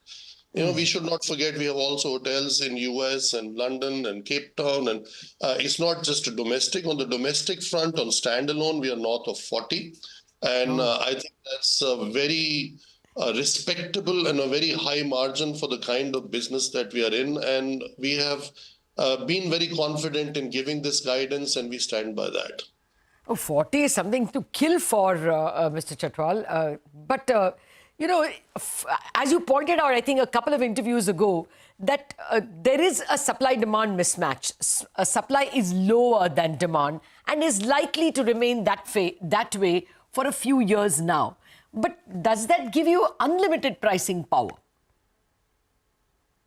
No, I think there is nothing like unlimited pricing power that will come. But definitely, if demand outpaces supply, especially in the key hospitality markets like Delhi, Mumbai, Rajasthan, Goa, Bengaluru, etc., then your ability to charge is higher. And I think that is the situation that we are in. And also our footprint is so large in these markets. We are industry leading in, Goa. We have 15 plus hotels in Goa and another 30 plus homestays. So I think given that kind of a footprint, the importance of these markets is very significant for our portfolio. And I think they will keep doing well because although the supply is coming, the demand is just outpacing the supply. Oh, yes. Oh, yes. A visit to the Gateway, to the hotel in Gateway, you're a stand for place in even Shamiana. Well, let me come to ARRs. I know it's silent period, but how much can you reveal? I think ARRs can be revealed. How was it? Or how do you see it in the current year? Last time, I think you did 75%. That is the occupancy, right? Yes. Sorry. Occupancy. I'm sorry. I meant occupancy. We are, as I said, 10% top line growth. If half of that is coming through rooms and the other half is coming through food and beverage, then obviously it has to be more than last year. What exactly it will be is really decided between the months of October and March, because that is the time when you benefit, especially our portfolio, from foreign tourist arrivals because of our palaces footprint with the Taj brand. That is the time when you have the maximum corporate events because of the weather in Delhi and in Mumbai and other places. So that rate improvement and the average that you derive is really coming from the months of October to March. Okay. And we should not forget, this sector till 5 years ago was used to having a negative first half of the year. Now, you look at just Indian hotels for the last several years, except for COVID, we have been profitable in Q1 and Q2, which we were never historically. Yeah. So I think that is where the landscape of hospitality has changed. And it's not just us, all the companies that are publicly listed announcing the results are on, are really on the go from 1st of April onwards. And that is a dramatic shift in the way business is done in this sector. Okay. Well, actually, the FY24 ARR, I think, was about 580 odd. You can do substantially better? See, Lata, I think it's a very good question. So let me answer it in a very, scientific and artistic way. We have several brands. We have to start giving this guidance, which we'll do when we announce the results for the first quarter, by brand. the ability to charge for Taj, which is a 120-year-old brand, which is so mature, which is like the crown jewel of India, not just Indian hotels, is very different than our new businesses. So when we say that 12,000 is the rate, that doesn't mean that was the average achieved rate of Taj. So that includes the Ginger, that includes the Vivanta, that includes Selection, all other hotel brands. And now in August, we're going to launch also Gateway. Yeah. So I think the guidance has to be by brand. And if the growth of Ginger starts in the way we have been thinking it should, like adding at least 10 to 12 a hotel a month just with the Ginger brand, then it starts diluting the overall average achieved rate, because a Ginger brand would do like 4,000 or 5,000 rupees as an average rate, whereas Taj would do north of 15,000. So I think that's what the rate you mentioned just now includes rates all possible. And just Taj, I would say, would be higher than or north of 15,000. Oh, okay. Well, I'm trying to pack in as much as possible, being warned by my producer. Two questions. Wellness, are you all going to go big? Because, just as the summer is a big reality, people looking at not just luxury, but diet and good health is. So any plans over there? And the other one, international. Why is it so much less than your domestic, and any plans there? Both great questions, Lata, and thank you for asking. We have always had the what was called the Jiva. We have renamed it or rebranded it as the J Wellness Circle. And the J Wellness Circle enables us to have more than 80 spas across our portfolio. That is maybe the highest anybody would have in the world. But that's not the end. It's just the beginning. And we are looking at various options going forward in partnering with people who are very strong in wellness and in that kind of sector, because that's a very specialized sector. Yeah. So we want to bring in our expertise on hospitality in terms of accommodation and combine our forces with somebody who's very strong on that front. So hopefully within a year or so, we'll be able to guide more on where we stand on that front. When it comes to your second question was related to international, which I said is great, is let's not forget, US is not yet recovered to the pre-COVID levels, especially New York, where we have where we are present on the Fifth Avenue. But even UK, London has been a very big contributor to us for several years now. And we know what UK has gone through in terms of also elections, and they had their own challenges. But we do believe that London will keep doing very well. Cape Town has done very well for us. And we did have some challenges in the past in Sri Lanka, which is bounced back very well. But at the same time, we have still some challenges in Maldives. But I believe now that Maldives is beginning to stabilize. All in all, international has done well for us in the last 16, 18 months and will continue to do and contribute much better. And that's one sees, when you see the results on a standalone and a consolidated basis, you see that what the domestic contributed and what the international contributed. International historically was a drag, which is not the case anymore. Okay. Well, actually, my producer is extremely impressed by your answers, and she's given me one more minute. What are you all doing about digital? I mean, there's so much talk of AI, and you have customers on whom you can use digital tools. What's the digital journey? I think digital, as they would call it in Latin, is conditio sine qua non. I think nobody will be able to survive over long term without using digital and AI as an enabler. Especially for us, I call it as an enabler, because when people go to our palaces and our fantastic luxury brands, I don't know if I think it'll be appropriate to mention here on your channel, Taj was rated as world's strongest hotel brand by Brand Finance for the third time in the last 4 years, and India's strongest brand across all sectors. I think digital remains an enabler, a very important enabler, but it is our service ethos. It is our passion for hospitality. It is our cuisines. It is many other things that we bring together, and how we use digital to communicate that with our customers is going to be the key, at least in the short to medium term. In the long term, I think brands like Ginger will be, or our new businesses as we call it, Ginger, our homestay Ama, or Cumin with our home delivery. These are absolutely digital driven businesses.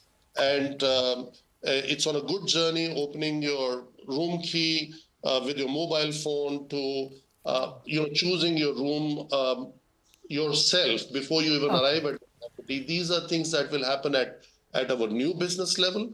But in a palace, you will be greeted by the palace staff and you will be escorted to your palatial room. Fair point. No, fair point. Each to his own. Actually, it was a credit card company which was envying what data you may have and how AI can be used over, the kind of database that Indian hotels may have.